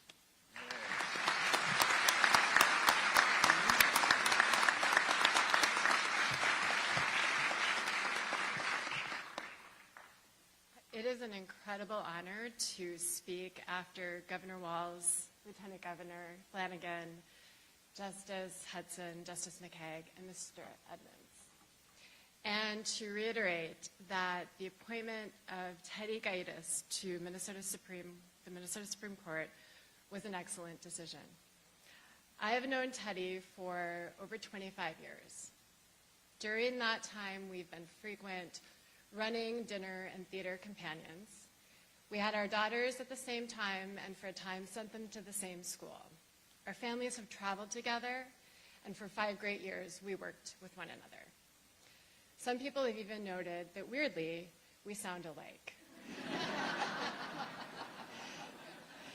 Given these many connections, when Teddy was appointed to the Supreme Court, people contacted me to express their happiness. Lawyers and judges in the community talked about her intellect, her character, and stated that she certainly would be an excellent Supreme Court justice. Friends in the community who had no connection to the legal world and only know Teddy as an amazing person expressed their excitement that when she joined the court, there would be a female majority and that her exceptional daughter, Clea, would be able to share this moment with her. Not long ago, I ran into former Supreme Court Justice Alan Page, who expressed his delight that Teddy would be joining the court. And Justice Page conveyed that he hoped that she would carry on a tradition that he had started when he was on the court, something he calls the underwater birthday song, which Justice Page explained involves the Minnesota Supreme Court justices singing happy birthday to one another while pretending to be blowing bubbles underwater. I have never heard Teddy sing underwater, but she did sing on a band in law school, and I think that, combined with her incredible humor and ability to build camaraderie, will make her the perfect leader of the Supreme Court birthday choir. Legal luminaries like Justice Page and other current and former Supreme Court justices and judges have long expressed their respect for Teddy. They've identified her as something special, and how could they not? She radiates intelligence. Her Aunt Karen recently shared that when Teddy was little, her parents struggled to find a school that would challenge her. And despite great acceleration, she continued to excel, graduating magna cum laude from the University of Minnesota and cum laude from the University of Minnesota's law school. With her credentials, Teddy could have worked virtually anywhere. She chose to be a public defender, representing the people who needed her skills the most. And she tried cases, but followed her passion for appellate practice into the appellate public defender's office, where she quickly gained the attention of colleagues and judges. Early in her career, she was appointed to not one, but 3 of the Supreme Court's rules committees, where she worked to improve our legal system and in the process mastered the rules. In addition to serving the legal system, Teddy remained thoroughly engaged in Clea's life, enjoyed an active social life, heavily focused on live music, and found additional ways to contribute to our community, delivering food to people in need with Clea, serving as the board chair of the Jungle Theater, and acting as a founding member of Children of Incarcerated Caregivers. Fortunately for me, Teddy was also interested in civil law, which led to us working together. Many of our clients had suffered unimaginable losses due to medical negligence, and Teddy connected deeply with these people. No matter what their backgrounds, their education, their belief, she fought for them, always within the boundaries of the law and with unmatchable professionalism, so that they would be heard. I remember the day that almost after about 5 years of working together, Teddy and I were trying a case in northern Minnesota. And it was a hard-fought, long case. We were away from our families. After court adjourned for the day, we decided to go for a run. And when we had reached the point that was farthest from the house where we were staying, what had been a flurry of snow turned into a full-blown snowstorm. It was at that moment that we first discussed the fact that she might apply for a judgeship. Our circumstances could have led anyone to consider a career change.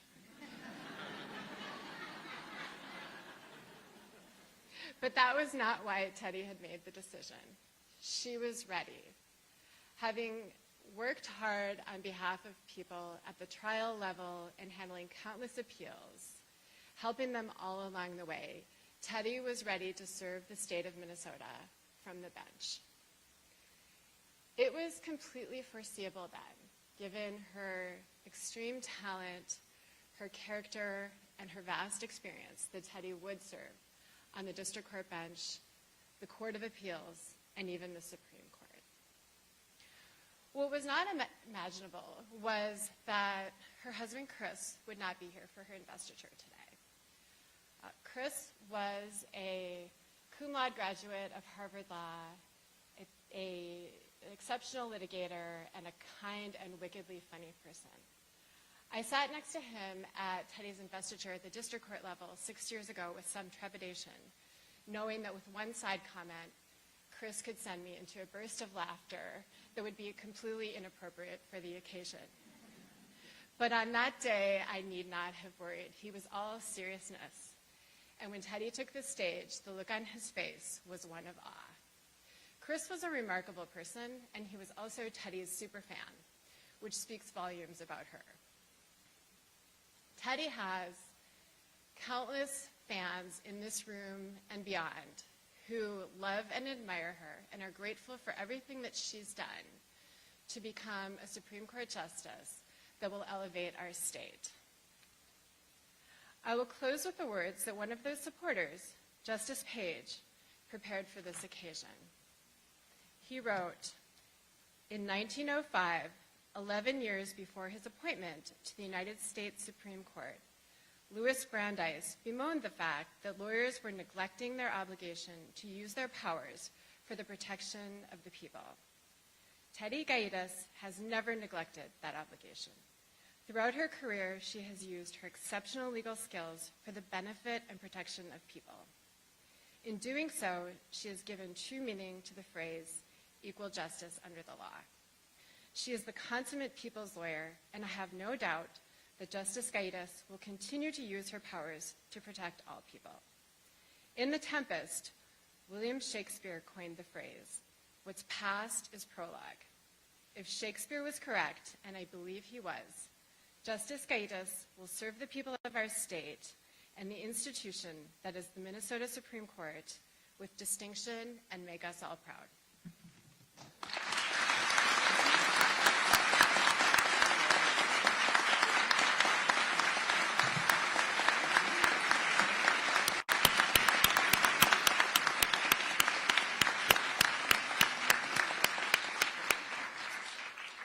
Thank you so much. Next, we will hear from Minnesota Court of Appeals Judge Kayala Eid. Judge Eid joined the Court of Appeals in 2023 after having served as a district court judge in the 4th Judicial District. Like Justice Gaïtas, he spent much of his career as a public defender. Please welcome Judge Eid.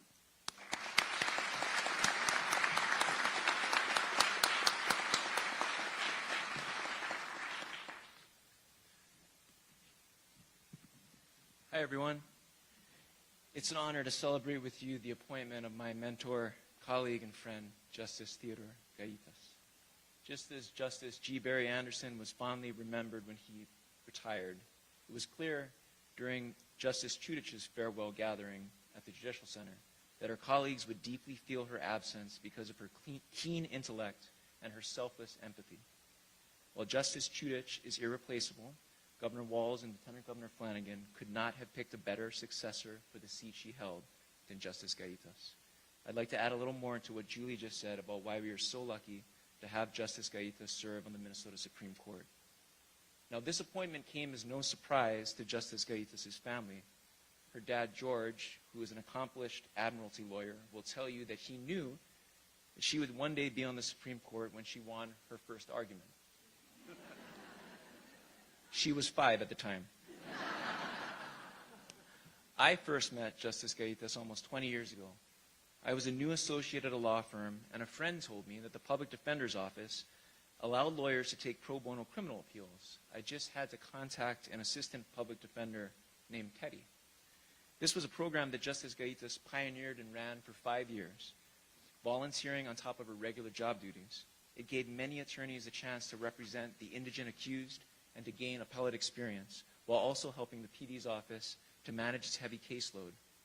Although Teddy reviewed my writing and helped me practice my arguments for every pro bono case I took, well, let's just say I was a perennial silver medalist. But the very best mentors offer encouragement in tough times, and that's Teddy. Her mentorship was a big reason why I left private practice to spend most of my career as a public defender, and why I later applied for the Court of Appeals. I am no special case. Her former colleagues at the PD's office will tell you that during her 15 years as a public defender, Teddy mentored numerous law clerks and new attorneys. She was always willing to use her formidable talents to help others. Teddy was known for somehow being both brilliant and down to earth, or as everyone online seems to say these days, very demure, very mindful, very considerate. She established herself as a phenomenal writer and a courageous advocate for her clients, her colleagues, and the betterment of the PD's office, including its mission of ensuring equal access to justice for the impoverished.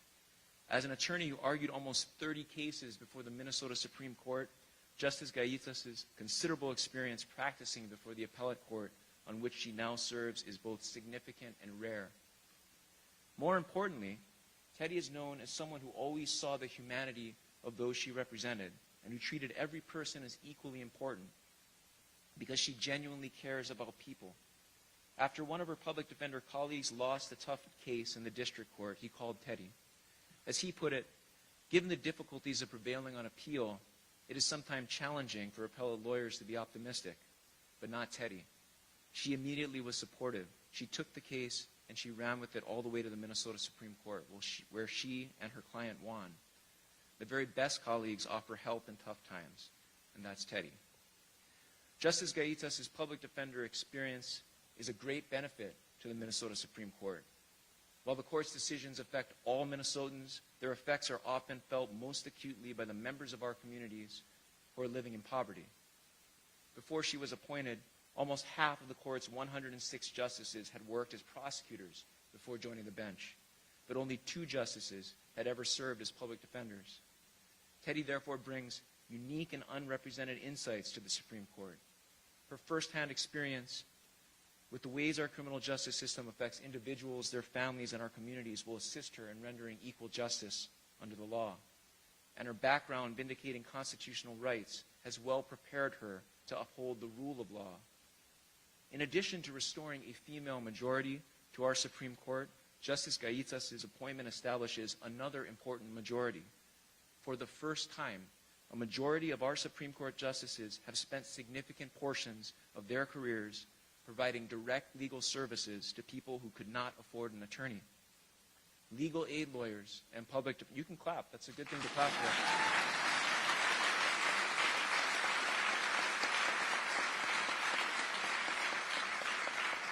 And you can fact check me, I did go to the law library to double check that.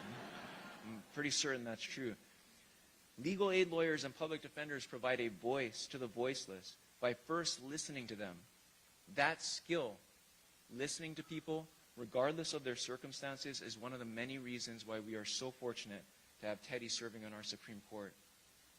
After Teddy became a district court judge in 2018, her colleagues in Hennepin County quickly came to know her as a team player and a hard worker.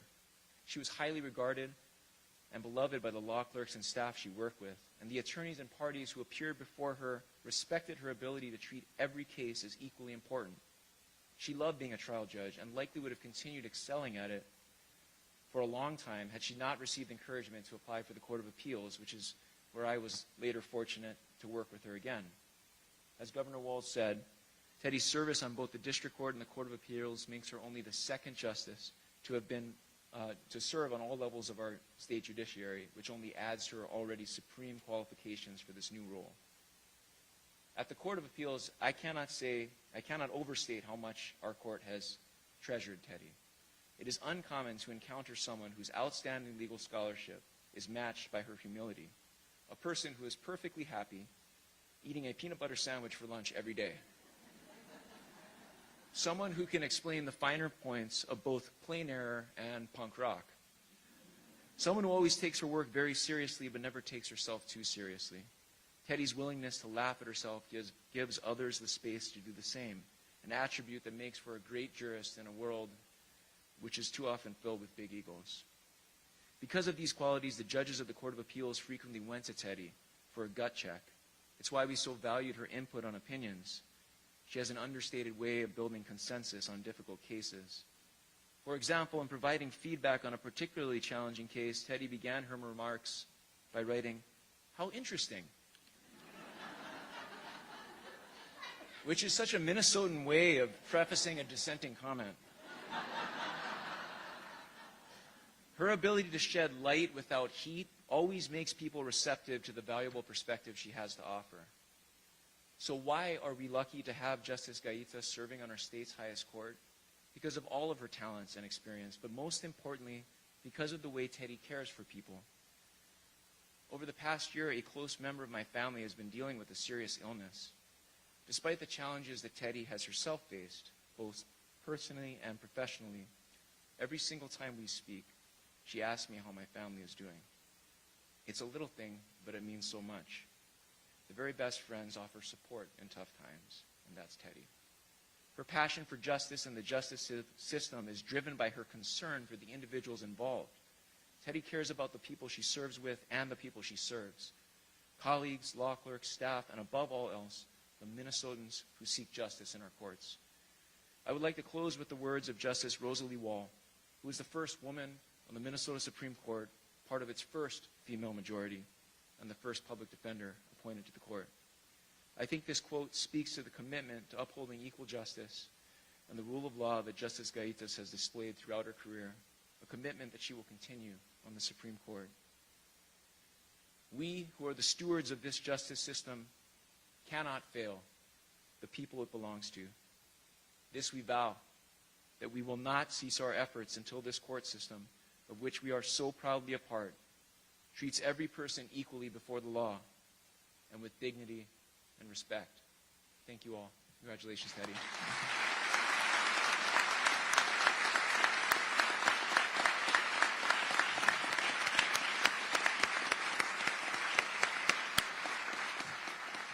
Thank you, Judge Eid. It is my pleasure now to welcome to the stage Clea Gaïtas-Sur, Owen Killeran, and Josh Melkert. They are going to perform Unity Waltz, composed by Clea. So please come to the stage.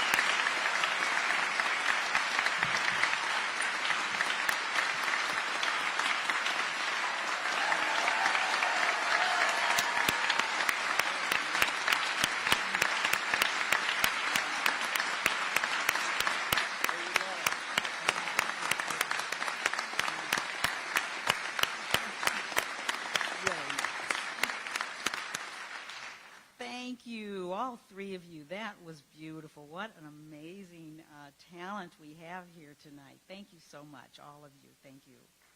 Yes, we're done.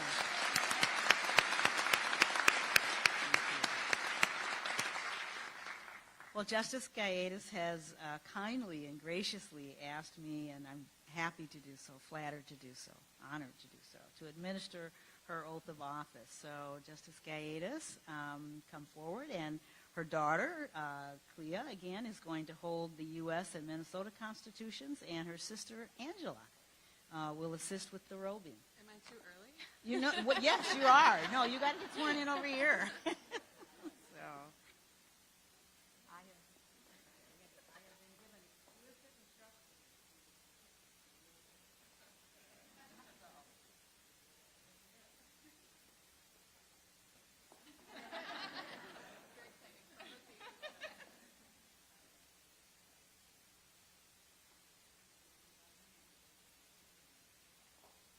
No.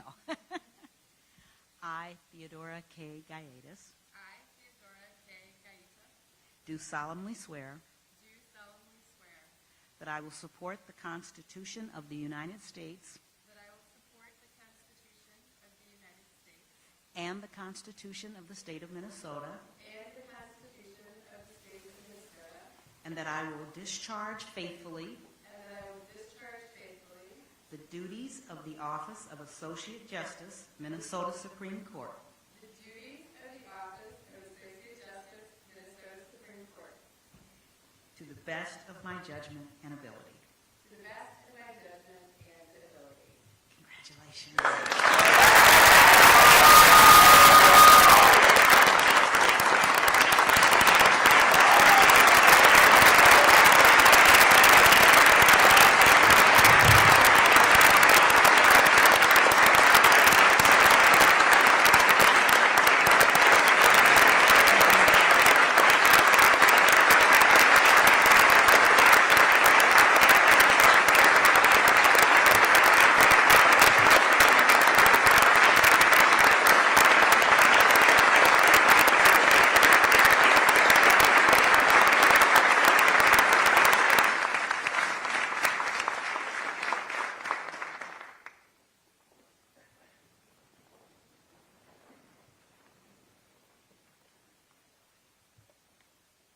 Thank you all so much. Governor, Lieutenant Governor, Chief Justice, Justices on both sides, judges, colleagues, friends, neighbors, family, Minnesotans. I am honored to stand before you today to pledge my commitment to serving the people of Minnesota as an Associate Justice of the Supreme Court.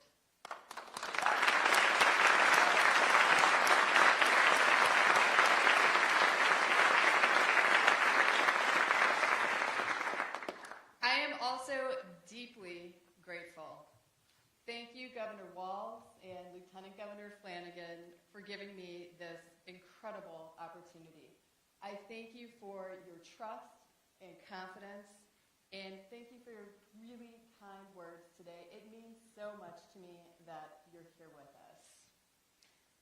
I also want to thank you both for your dedication to ensuring that the judiciary of our state is excellent.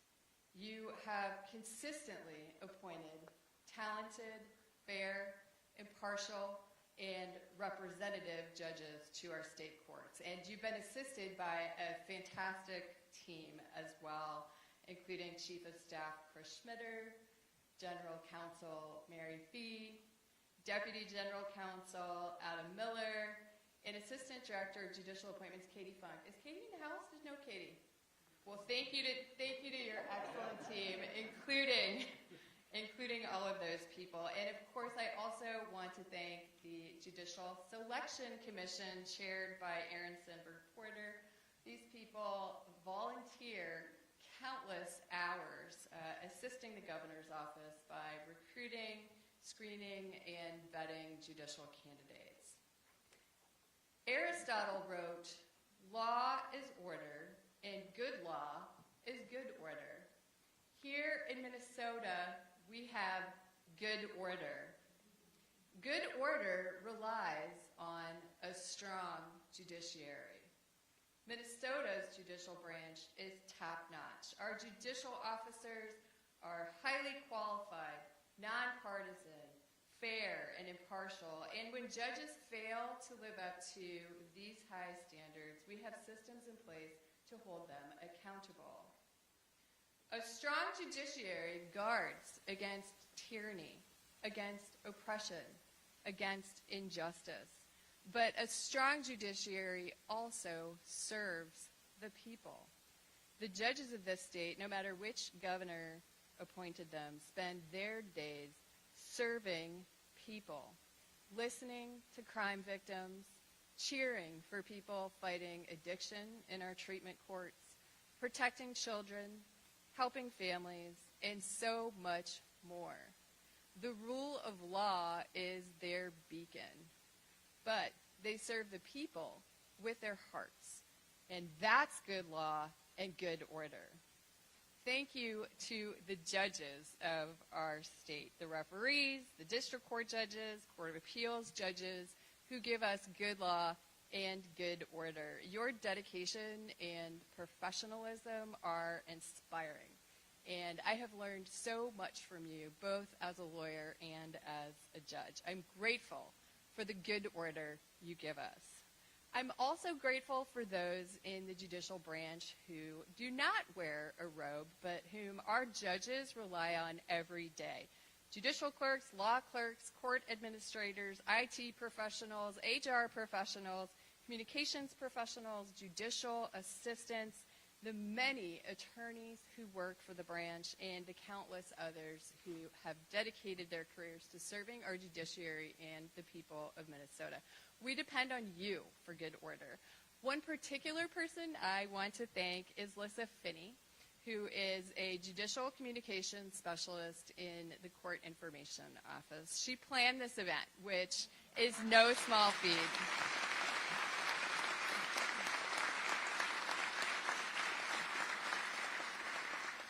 And she has many other important responsibilities for the branch that she performs with grace and her full heart. So thank you so much, Lissa, for planning this.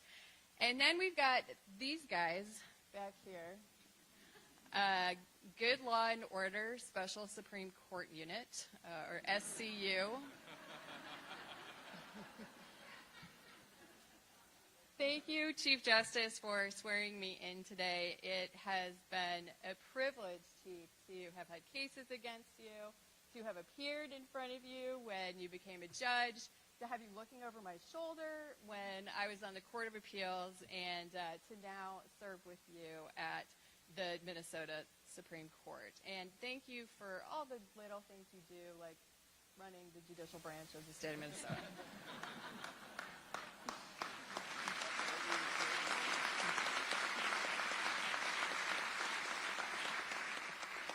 And thank you to the other justices of the Supreme Court, Justice McKeag, Thiessen, Moore, Procaccini, and Hennessy.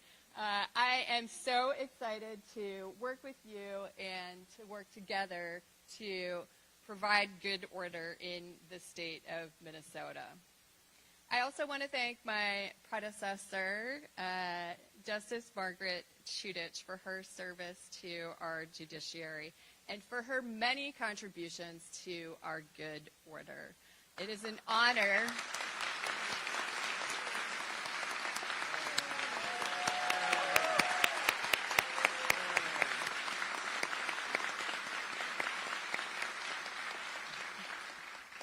It is an honor to be your successor. Now, I've talked about our state courts, but it's also important to recognize the work of our tribal court judges, a few of whom are here with us today. There are 11 federally recognized Indian tribes in Minnesota, each with its own tribal court system. Our tribal court judges serve people with heart and distinction, and they are an integral part of our good order. So thank you to our tribal court judges as well.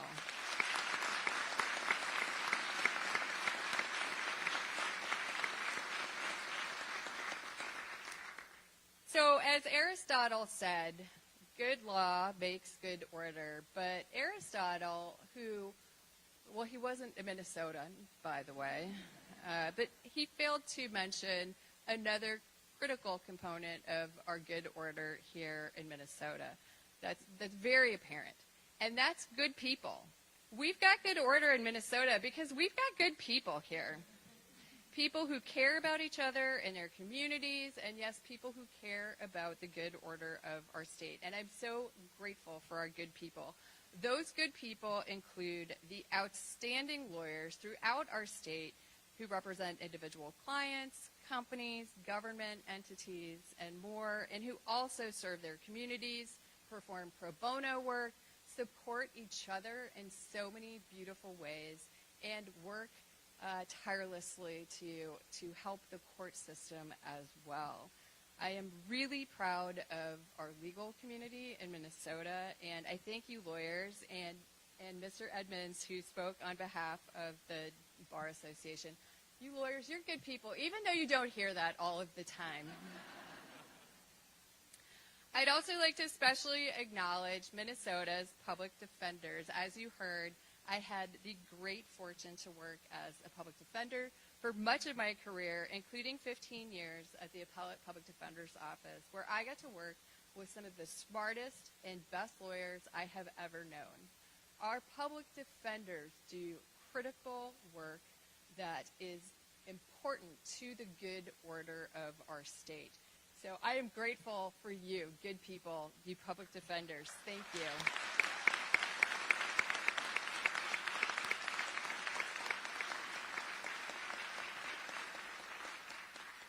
The good people of Minnesota also include my friends who so graciously stood up and spoke for me today. And they embarrassed me, so now I'm going to embarrass them a little bit.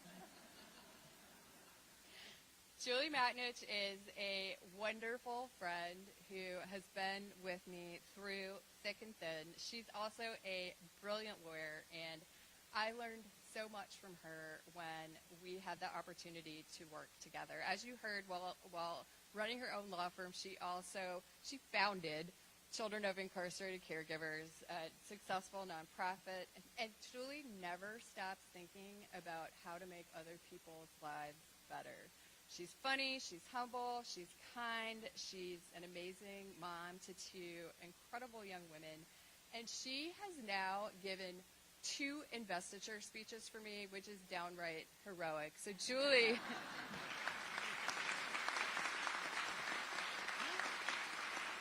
that's good people. That's good people. Now, Judge Kayla Eid was a fantastic lawyer who, as you heard, spent much of his career as a public defender, and now he's an incredible appellate judge. He's so smart.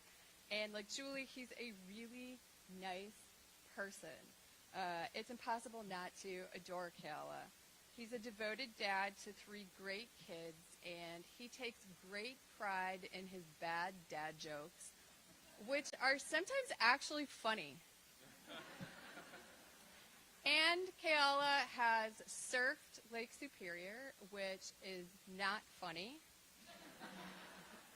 although his taste in music is sometimes questionable. He's good people. And speaking of music, I want to thank the fantastic musicians that played for us today. Owen Kaloran he's our drummer. He is, I hear, the most sought-after drummer in college. And he's also a legal studies major who wants to be a lawyer. So lawyers and judges, watch out for Owen Kaloran. Josh Melkert, who we heard on bass today, he is a guitar prodigy. He played bass today. You can't even believe what he sounds like on guitar. And I'm trying to get in good with Josh before he becomes a bona fide rock star.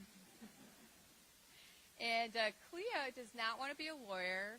And inexplicably, she doesn't want to be a rock star, Clea plans to compose film and TV scores. And for those who didn't know or couldn't tell, Clea is also my daughter.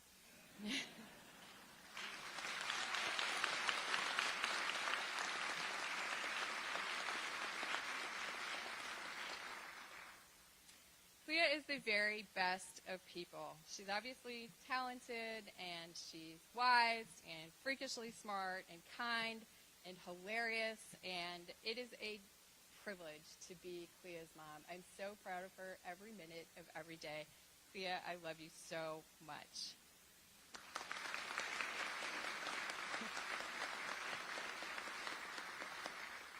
We are missing an important member of our family today, my husband and Clea's dad, Chris, who died last year. Chris was not a native Minnesotan. He was from Massachusetts.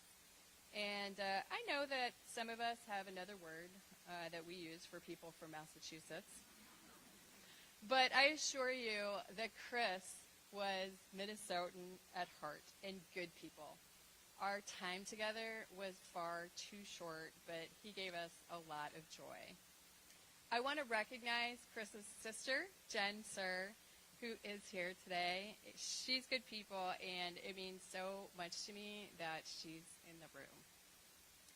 The good people...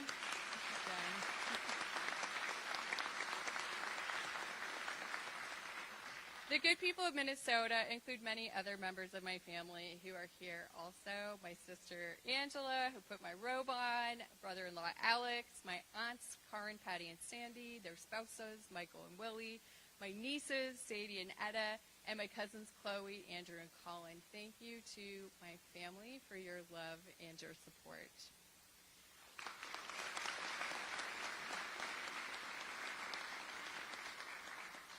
Now, our good order in Minnesota has one final component. We've heard about good law, we've heard about good people, and for that final component, we're going back to Aristotle because, after all, I am Greek.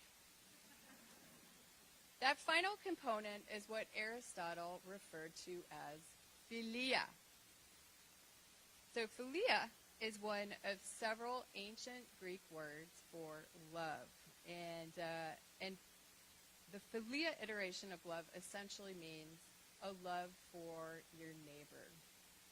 When one experiences philia, according to Aristotle, one wants good things for another person, not for one's own sake, but for the sake of the other person. And here in Minnesota, we have good order because we have good philia. We have abundant philia. We care about other people, and we want what is best for them. In more ways than one, I stand before you due to Minnesota's good philia. Neither of my parents, who are sitting up here in the front row, is actually from Minnesota. My dad was born and raised in Athens, Greece, on the heels of World War II and a terrible civil war.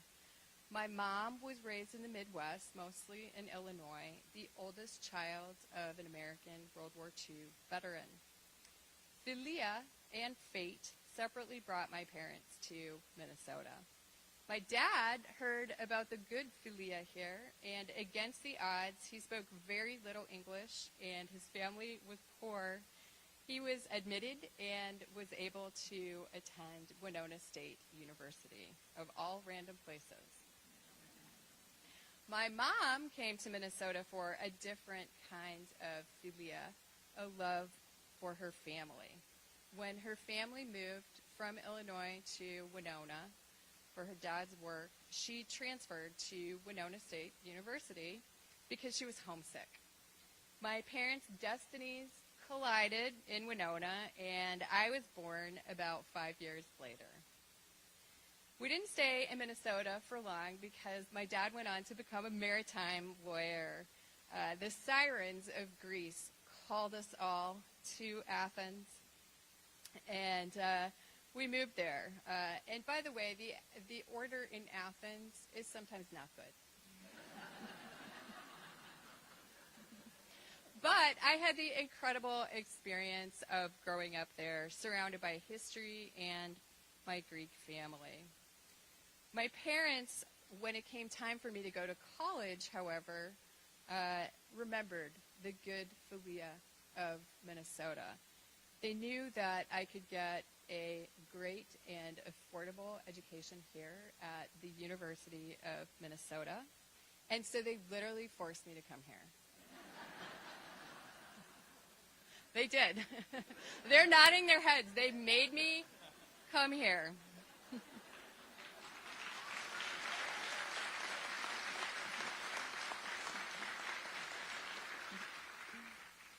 So, thank you, Mom and Dad, first, for being great parents, for teaching me the importance of compassion, for seeing issues from different sides and different perspectives, and hard work. And thank you for making me come to Minnesota, and for teaching me that I could do anything here. It worked out.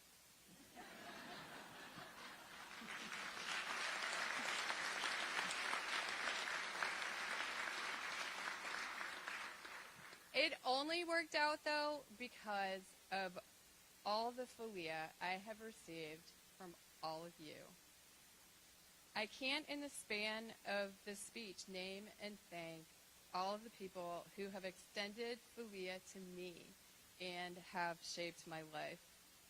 But I'd really love it if you could see the good philia that we have just here in this room from my perspective. So I'm going to ask you to do something for me.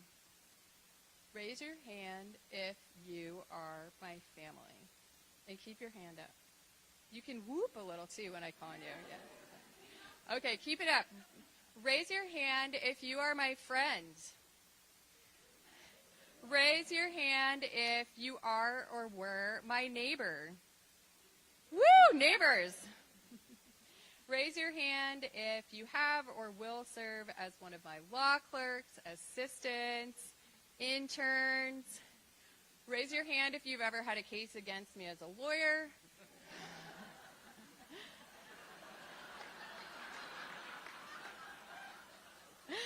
Raise your hand if you've ever appeared before me when I became a judge. Raise your hand if you are ever my colleague.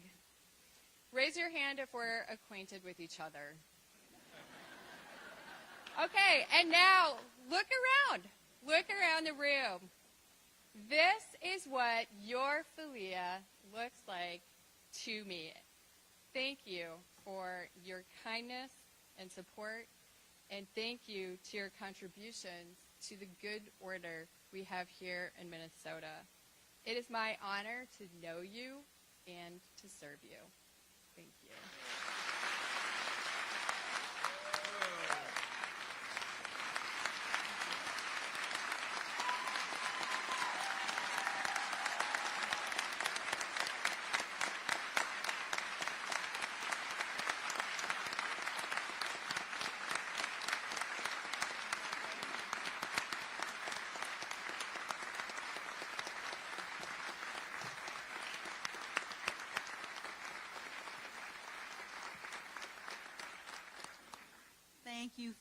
Thank you, Justice Gaïtas, for those wonderful remarks.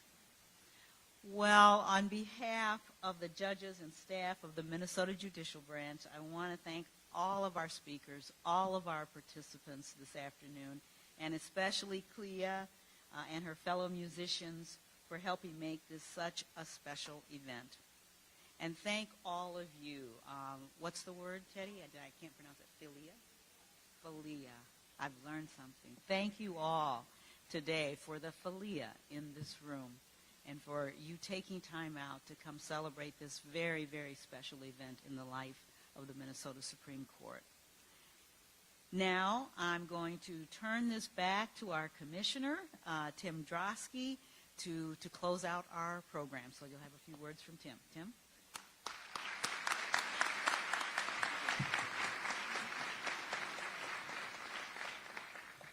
Thank you, Chief. Thank you, everyone. Please stand and wait until the members of the Supreme Court and special guests on the stage recess Then please join the reception, which will be in the rotunda outside the auditorium. Thank you.